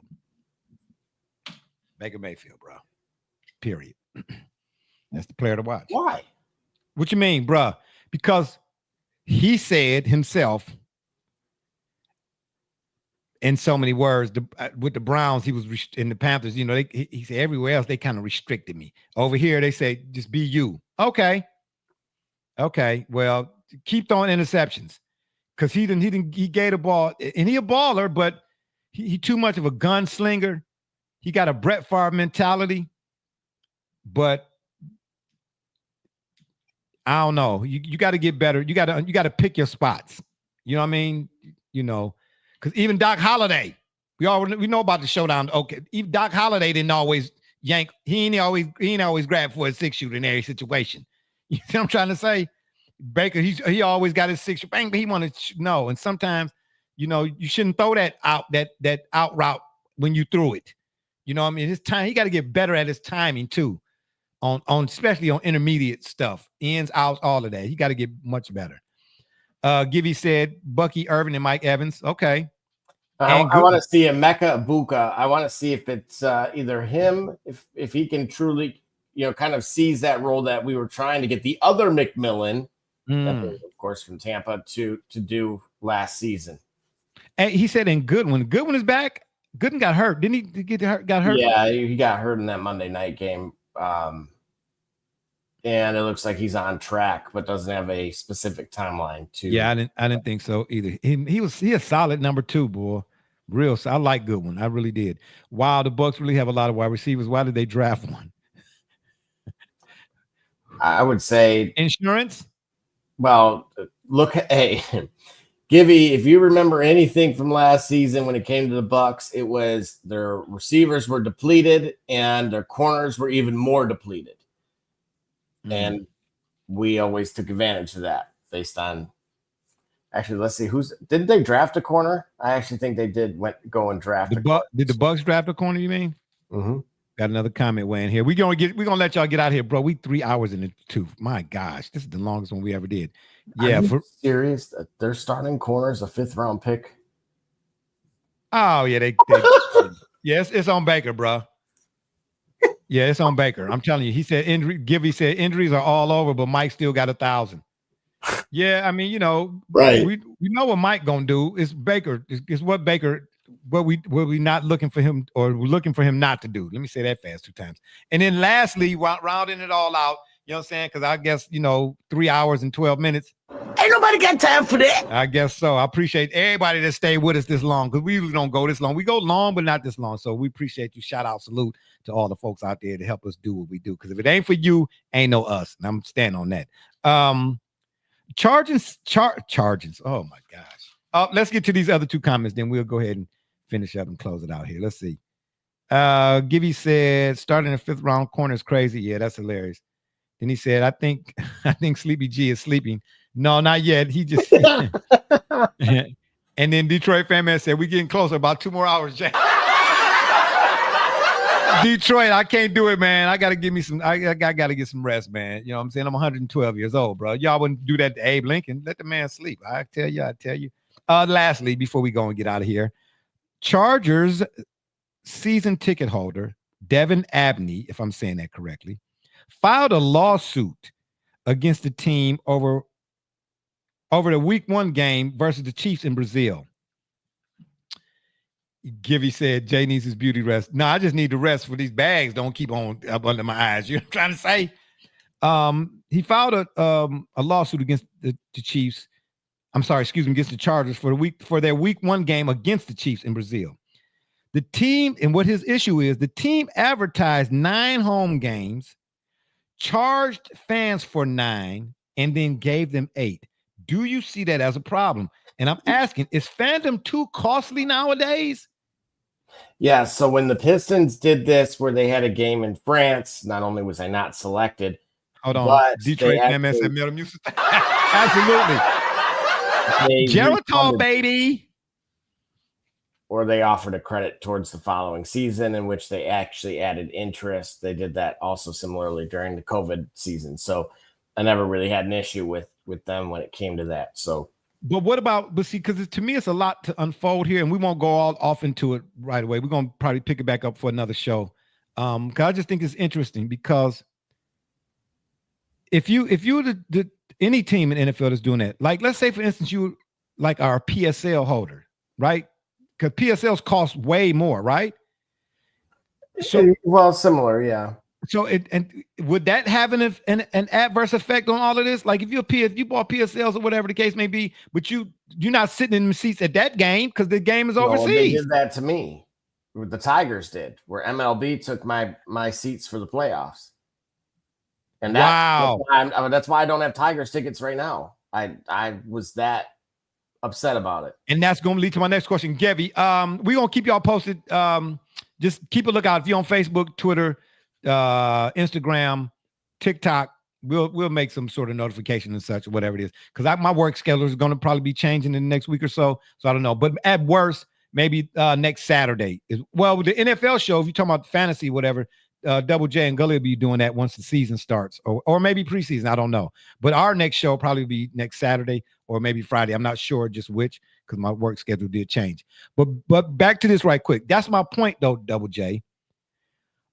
If the teams, because you can already tell a lot of they're scheduling more games overseas than they have in the last 3, maybe 4 or 5 years. Why they got rid of NFL Europa, I don't know, but maybe because it's not the NFL. You know what I'm saying? It's different seeing the Cowboys versus the Ryan Fire. But I liked NFL Europa. I really did. They still have something of that sort, because I was actually watching it. You talking about UFL or something like that, or whatever the case may be? I don't know. I watched Bayern Munich versus somebody. Oh, did you? We got a game on the 31st, Thursday night recap. I don't know. We had to see. I don't know. I don't know if I'll be able to available to do that, because I work nights, unfortunately, or fortunately, but unfortunately for this right here. But I'm saying, how many games did the NFL have overseas on their upcoming season schedule in 2020 versus what they're going to have for 2025? You get what I'm saying? Mm-hmm. So the more they do this, the more you're going to have fans like this. Like, wait a minute. Lord, no. What the reason the fans suing is because, again, as you read, they promised 9, they got 8, but they denied giving them the refund. Oh, I didn't see that part. No. Oh, wow. Are you seriously? I don't. That's where I have a little bit of like, and that was the thing. So they also had, this is more of a minor reality, but they had a 10% increase in their prices, which the Pistons had about the same number of wins as they had percentage increase. And that's when I was like, look, you guys got to do something, which they went on to do, of course, but I was not there. So, but this is where the class action, it lives and dies, basically, is with the team policy and denying the refund, which seems pretty cut and dry, because it says if a home game's moved away from SoFi Stadium or canceled without rescheduling, the original ticket price should be refunded. That is the policy. But the requests were denied, and they directly contradicted the policy language. So they will probably get their money back, maybe a little bit more. But I could understand, like, most teams are not doing that, and that's weird to me. Because, like I said, when the Pistons did that, they recognized it. Teams are going to start losing fans. Well, yeah, if you're pulling baloney like that. That's what I'm trying to say. But you don't want to do that to your home base now. I get it. See, it's just part of me that I get why the NFL is what it is and the entity that it's become, but they fail to realize or forget at times the fans make these teams what they are. It's the fans, bruh. When you start thumbing your nose at the fans after you already, we talk about what you charge them to sit in it, what you charge them for a bottle of water, of personal pan pizza and all that type of stuff. You already make it the average Joe, is there even such thing as middle class anymore? I don't think so, right? It's either haves and have-nots for real now, right? But those people who can barely afford but want to root for their team, and then we're not talking about the merchandise that they think about all the money that goes into a guy's man cave. He got Dallas Cowboy cup holders, socks, shoes, all of that. You know, every year, Bruh, you doing this, and it's like you thumbing you know what I'm saying, to the fan, bro. You can't do that. And then didn't want to not give him a refund? Seriously? And you thought that was okay? Bruh, let this start snowballing. Yeah, I played that one already. Yeah. Let this start snowballing.